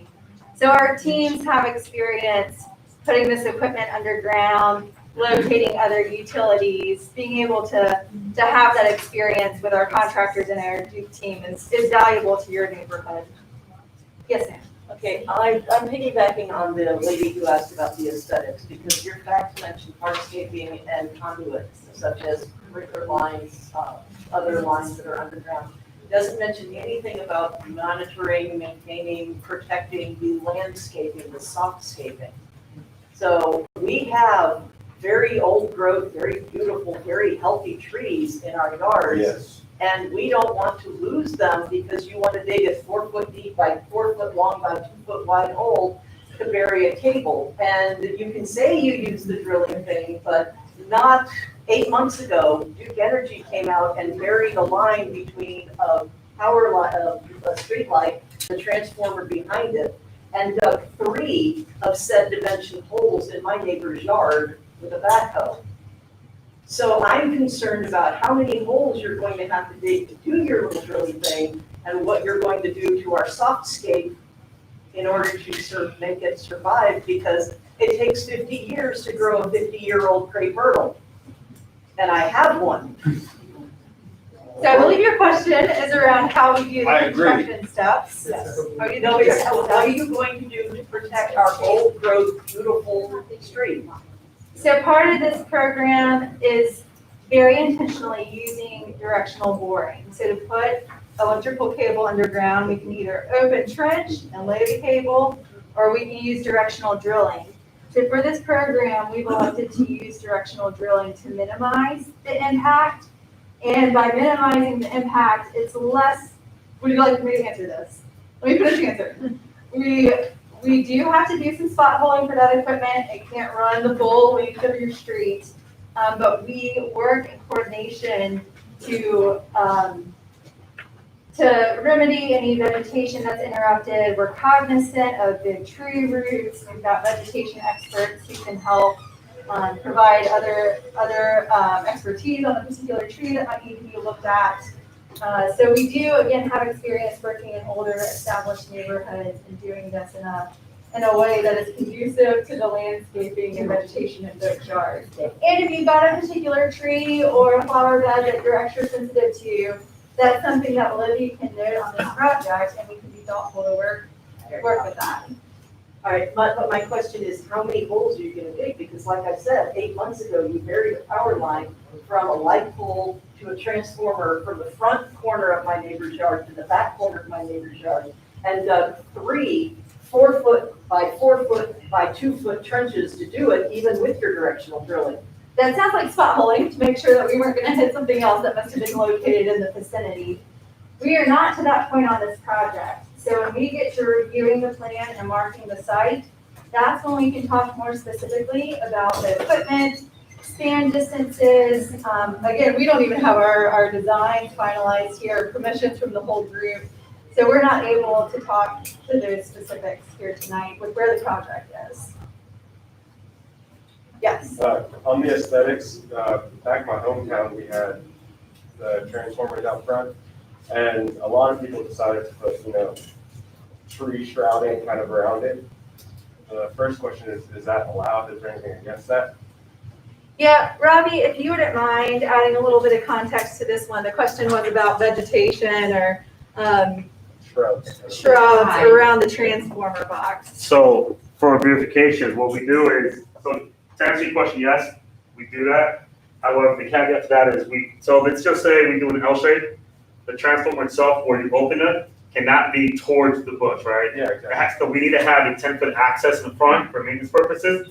So if we put a transformer in his road and you want to cover it, we'll do that. If the client has a request, that's something that we actually, So will accommodate. You'll plant the vegetation also, is that? Yeah, so we call it verification. So at that point, they say, we're gonna put, the transformer on your property. You say, hey, you contact Libby and say, I wanna go ahead and have you guys put something around some shrubs or whatnot. Libby will go ahead and let you know that message. Once we go to construction, once we install our construction thing, after the fact, then we have a vegetation group that comes in and they'll take care of it. Heads up, you should tell that beforehand next time. All right, yes, sir. Actually, Robbie, hold on. This is specifically towards you. I've been involved with many pad transformers and directional drilling. So just as a FYI for the residents, that pad is going to get torn up because they're going to be drilling in 5, 6, 7, 8 different directions. So that directional drilling machine is going to be tearing that particular area up. And that's why it's great that you're talking about restoration and beautification. So just FYI, directional drilling is wonderful, but it's not a magic bullet. Thank you. Oh yeah, better than trenching. Yes, ma'am. I have a question that maybe Libby's problem, but part of the tension around the neighborhood has been that people just show up and do whatever they want whenever they want. How far in advance will we know when someone's gonna be on our property to do the work? Yes, I plan to give the entire community a 2-week notice before we come out to address any concerns of the property. Before we start any construction, even before construction, we will hold a pre-construction meeting where I will call and I will let you all know that we are going to be out there. And we would like for you guys to be home and we can talk face to face about where we're gonna put the pad mount transformer and how we're going to route the service to your meter base. But to answer your question, I will notify you 2 weeks in advance before we come out. And then again, 2 weeks in advance before we start our construction.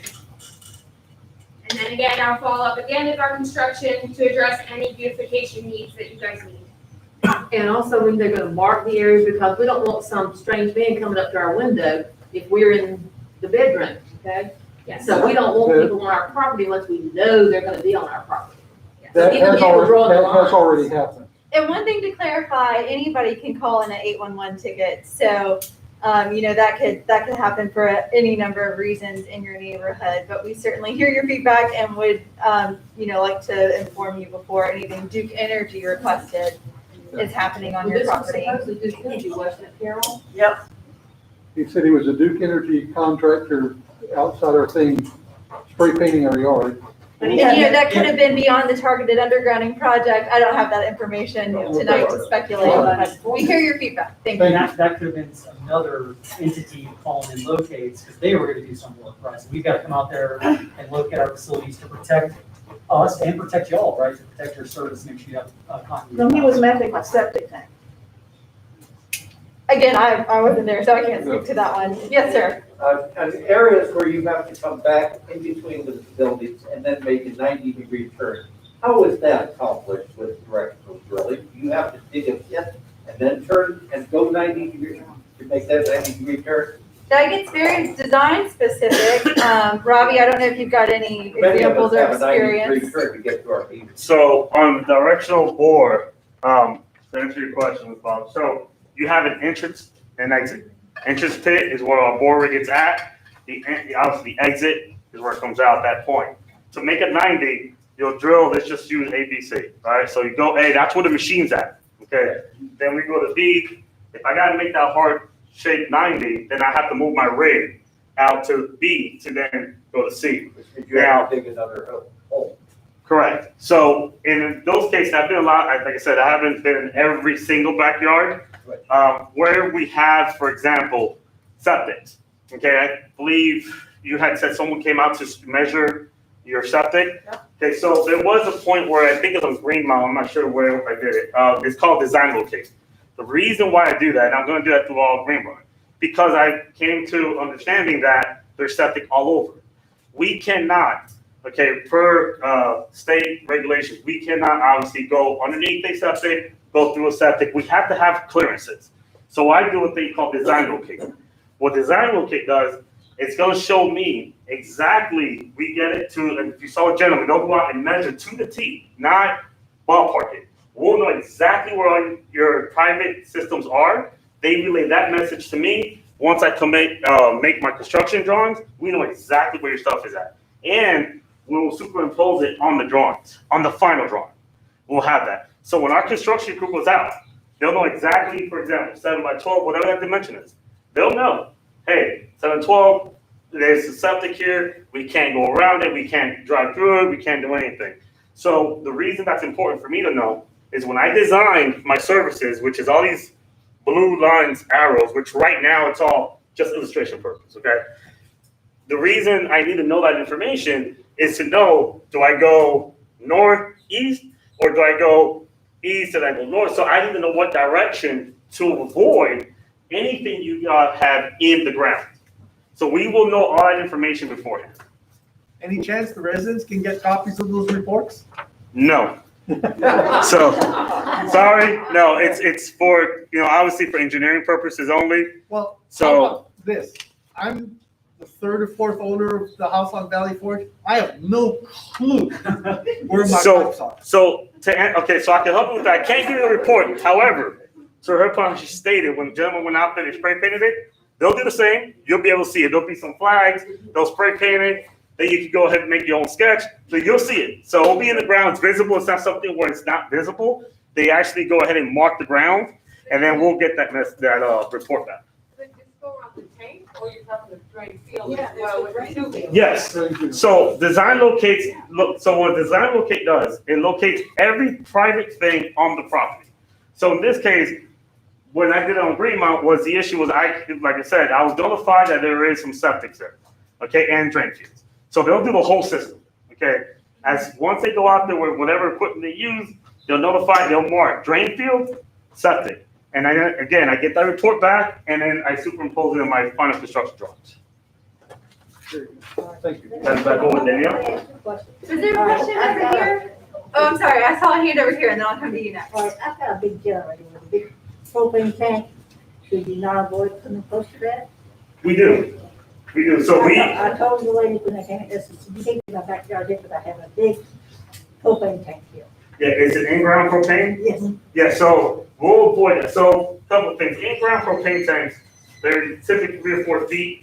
A bore, let's just say I really go through that direction, a lot of times I have to avoid it. Let's just say I could bore 15, 20 feet deep if we need to. So that won't be an issue. There is clearances you have to follow by state regulations that would say, okay, hey, if I have an in-ground in-ground propane, we gotta be 10 feet. So we can make that happen. So that won't be an issue. Yeah, and they'll find that as well. I'll turn it back We've over to got Danielle. about 20 more minutes before we need to be out of this space, so I want to be cognizant of the hands that I saw. I think, ma'am, did you get your question answered? That was the drain field. Okay, yes, sir. Real quick, are you gonna be working weekends to, meet with the owners? Because I'm not available 7 AM to 7 PM. Yes, I can work weekends to accommodate you. Yes, I think I saw your name. Question for you on your locator people. Somewhere on our property, we have a defunct fuel oil tank because we used to have a fuel oil heater. I do not believe that tank's ever been pulled out, but it's also not being used.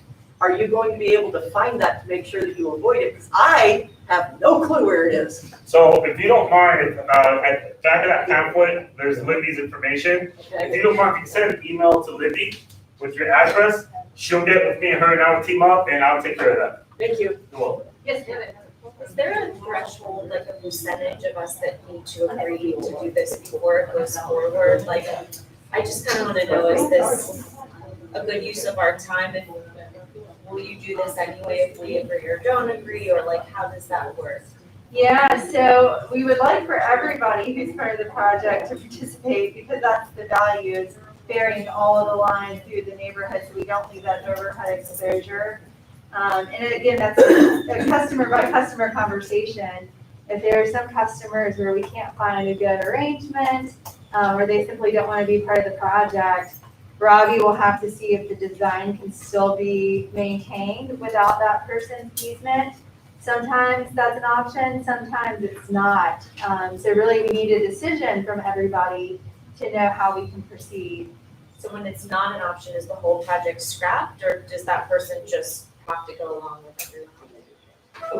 We will have to cancel the project if we can't get all the permissions that we need to access people's properties. Does that include Green Note? Because Green Note's not Greenbriar. Yeah, that's a good point. That's a good point. Let me clarify too.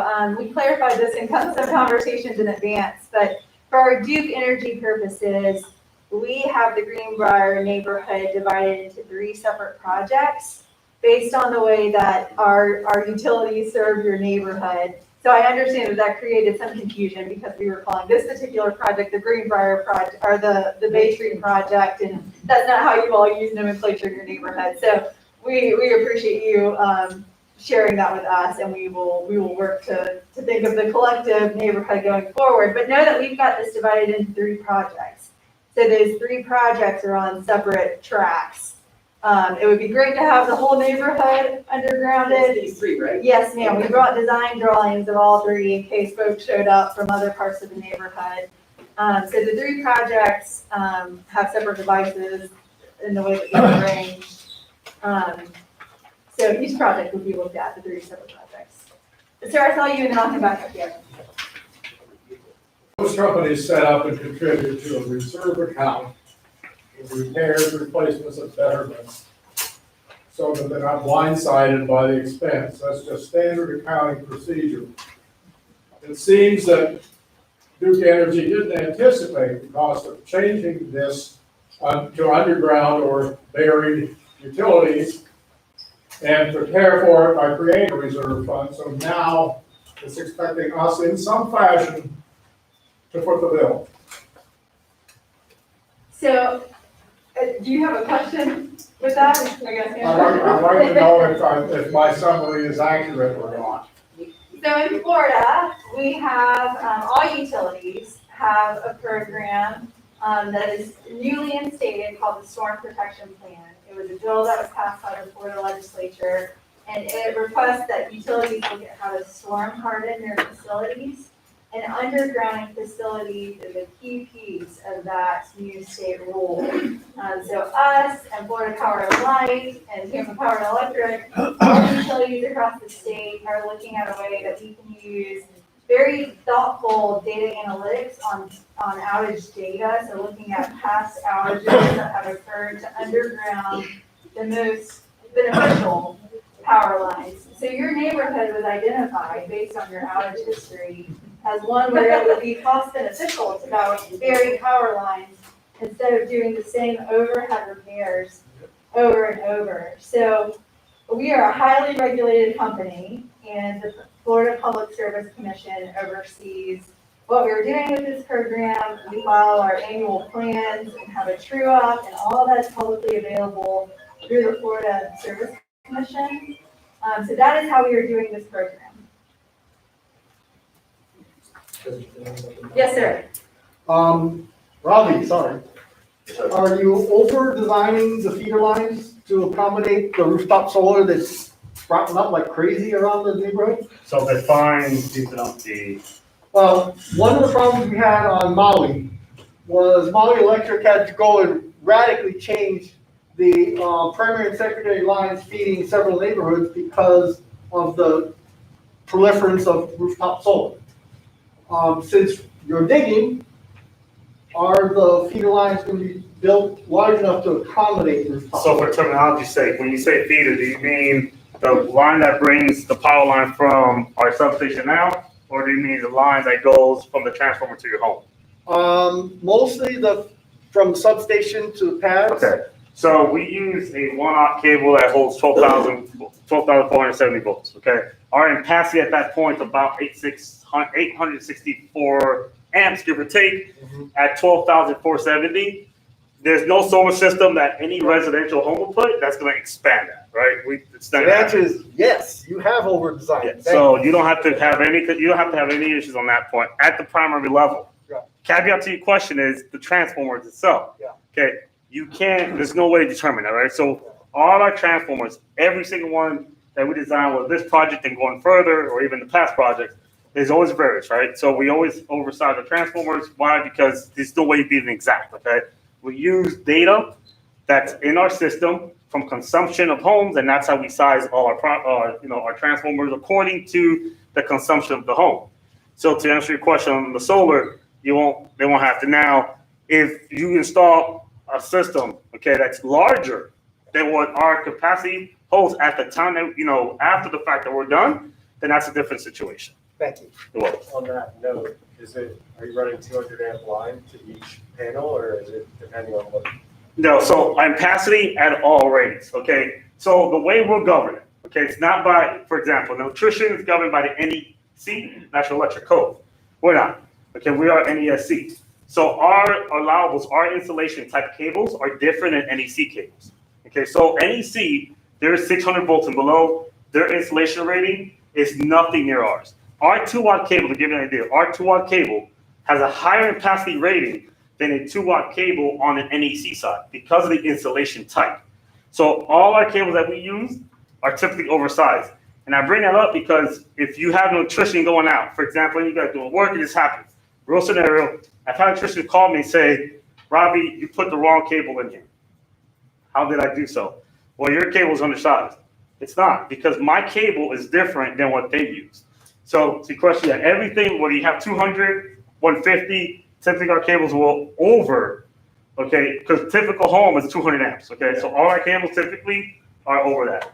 So you don't have to worry about that. And everyone's getting the same no matter what box they have. Yes, the difference will be on distances. Okay, so if I have, our norm is 2-watt on the ground, but let's say I have to go 400 feet, then we'll go 400. But that's about the largest, then we'll go as 400. Yes, sir. Yes, another question for you, sir. Within the next 10 years, it's not unrealistic to think that many of us will have charging stations at our homes for our cars. Are you going to be able to accommodate that amount of draw on that kind of property within this project? So Robbie, I'll take that one. Yeah. So that is something, Mr. Bowser, that we're studying, is the proliferation of both solar and EV. Now, I'm an EV driver, so I know what that looks like when it goes through. It's something we're studying. We're working to see if we can work with our counties and cities of where licenses have been pulled and sales have been gone through for EVs to understand where those areas are more appropriate. So we are working to build for that in the future. And Robbie mentioned we do oversize the transformers for that.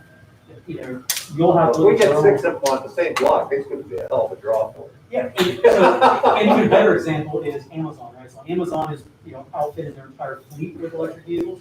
We're studying that. We're working with them because you have six on a street is bad. Well, on my street, you have 7 or 8 of them. You can maintain it. It's the big places like Amazon we're really working with understanding. They go charge 30, 40, 50 vehicles and that's what but it is something we're studying very closely and we're permitted. Why don't we do you a favor? How many people either have an electric vehicle or are planning on one in the next 5 or 7 years? Planning number 2. Yeah. So it's happening. And we're ready. Right on.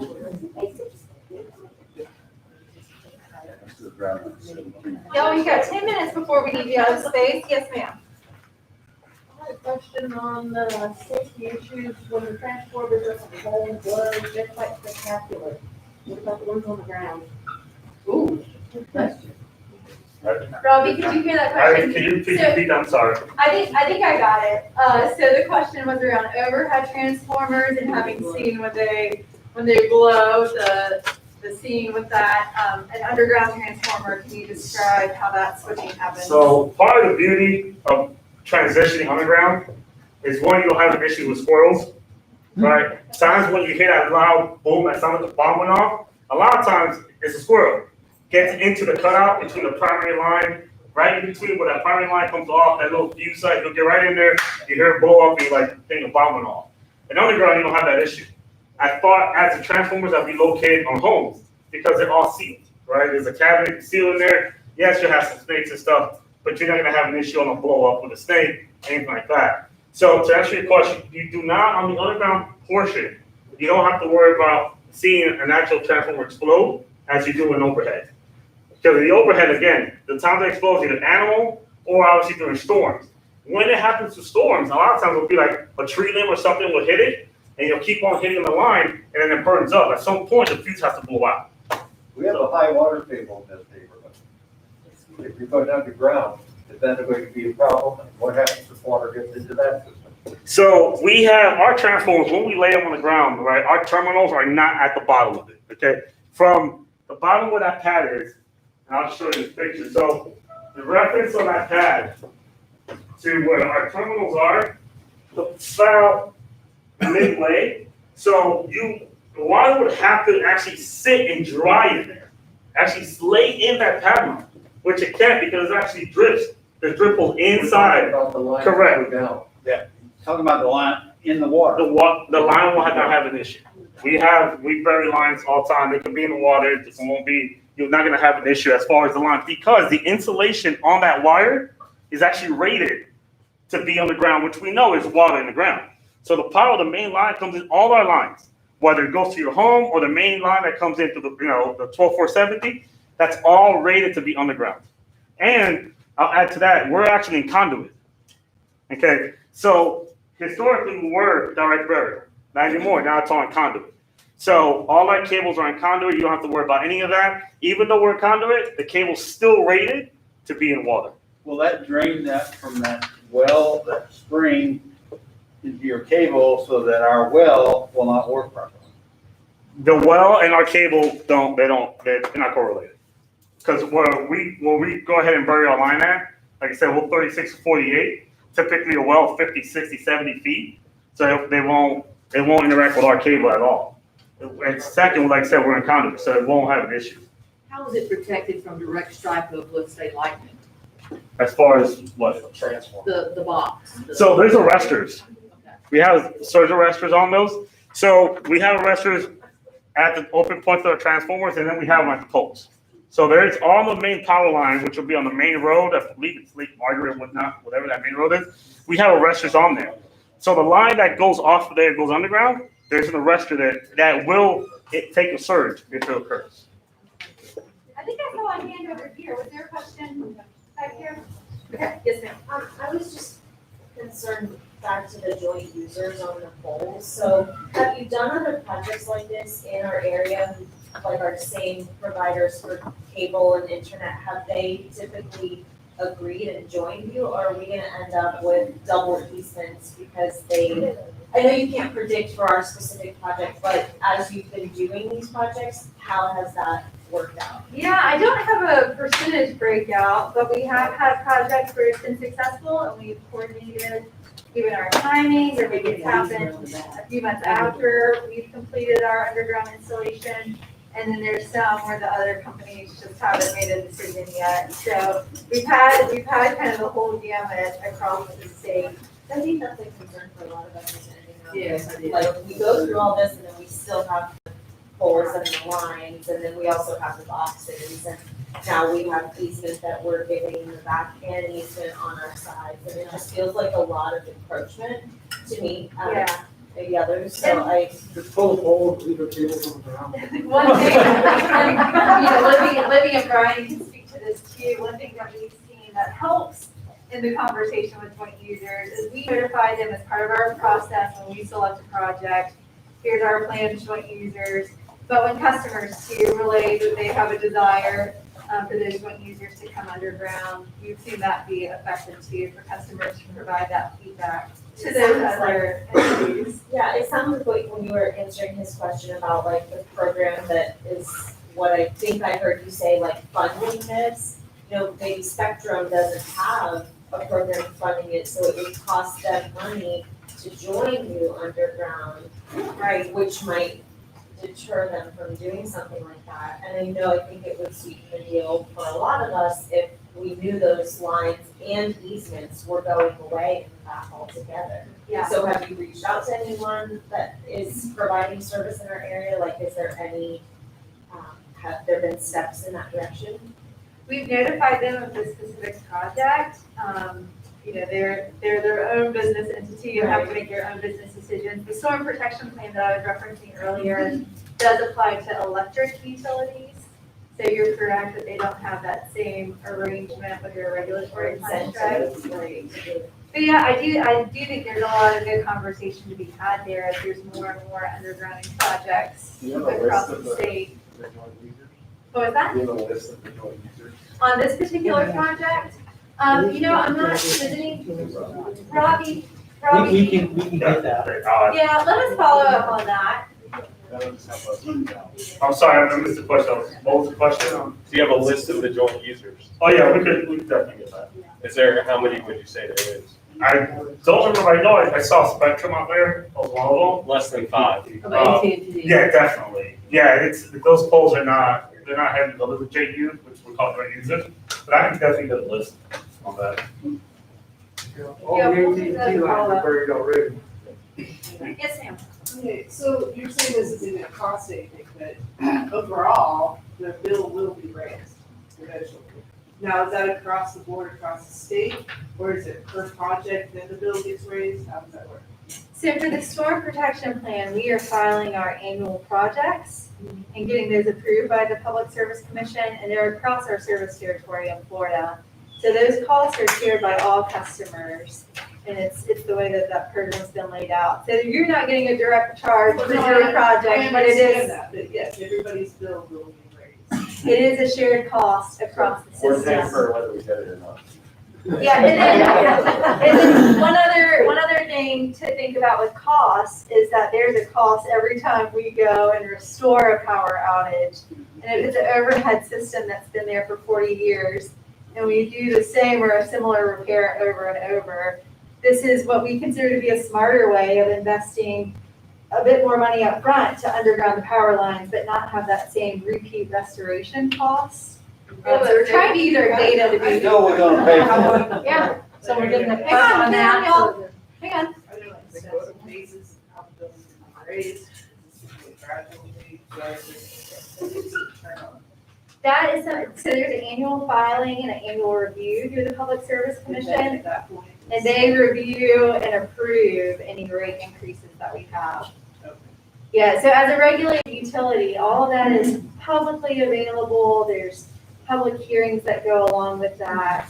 It's a very public process. Okay, is there a question back here? And then this may need to be our last question. We're at 7:29. So last question. No, I was just joking, I said that sooner or later, you guys will have savings, and I'm sure that'll get passed on to, which is why everyone was laughing. Yeah, This section isn't necessarily related to this project, but we have had a lot of people come into our neighborhood asking us to run solar. Yeah. And they say they've been contacted by you. So what are your thoughts and what can you tell us? Yeah, Brian and Libby, I think y'all are closest to that particular situation with the third-party solar company, so I'll let you speak to that. So, there is a company that we found last fall that was coming out, and it was really bad head timing, because I think we had just been out to Mr. Bowser's house, and like the next day, here's this guy from Archer, which is a solar company, and they came out with Archer. Anyway, they are not related with us. I don't honestly understand how they do that, but they come out saying that they're representing Duke Energy. They're not. This actually went all the way up through our corporate security, and we filed the necessary things to stop them from doing that. They should not be doing that, yeah. One point of clarification, and this is in the brochure, actually.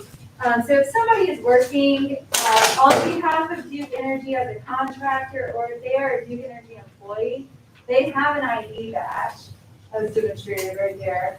So you can always ask to see their employee ID badge, and if they can't show it to you, you should have some pause about who they are representing. And that's why we've included that in the brochure too, because there are a lot of utility scams, either in person or over the phone, and it's something really to take seriously. And I was gonna mention, if it's a contractor, they also have a badge that says contractor for Duke Energy. It looks identical except for it's green instead of blue. Just for your information. I just wanted to thank you all for being here, and thank you for being flexible enough to answer our questions. I think that So, for your information, maximum remote was 11. 11 people from the community couldn't make it tonight. So add that to your numbers. I want to thank Brian too for doing all that,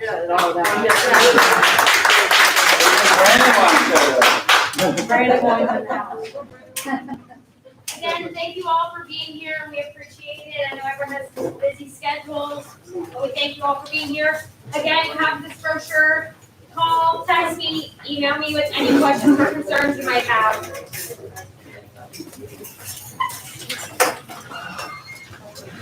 It's driving me crazy. Why would the insurance get converted? When they first said underground, Okay, I saw it on your phone, Well, I haven't seen you for a long time. What are you gonna? So that's what I was watching, that's what I was seeing. Just the correct. This is converting, just no.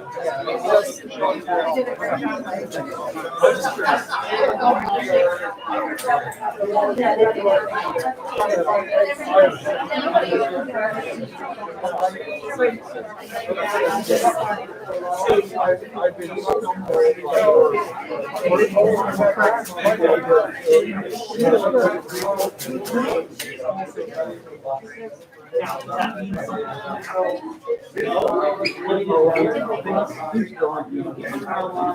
the front line's a lot different than when the guy that came by our house told us.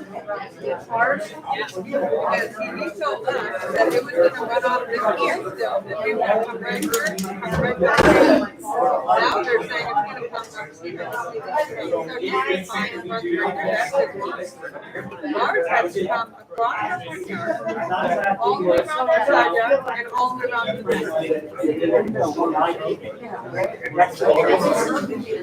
No, for under 30. Yeah, like, transfer.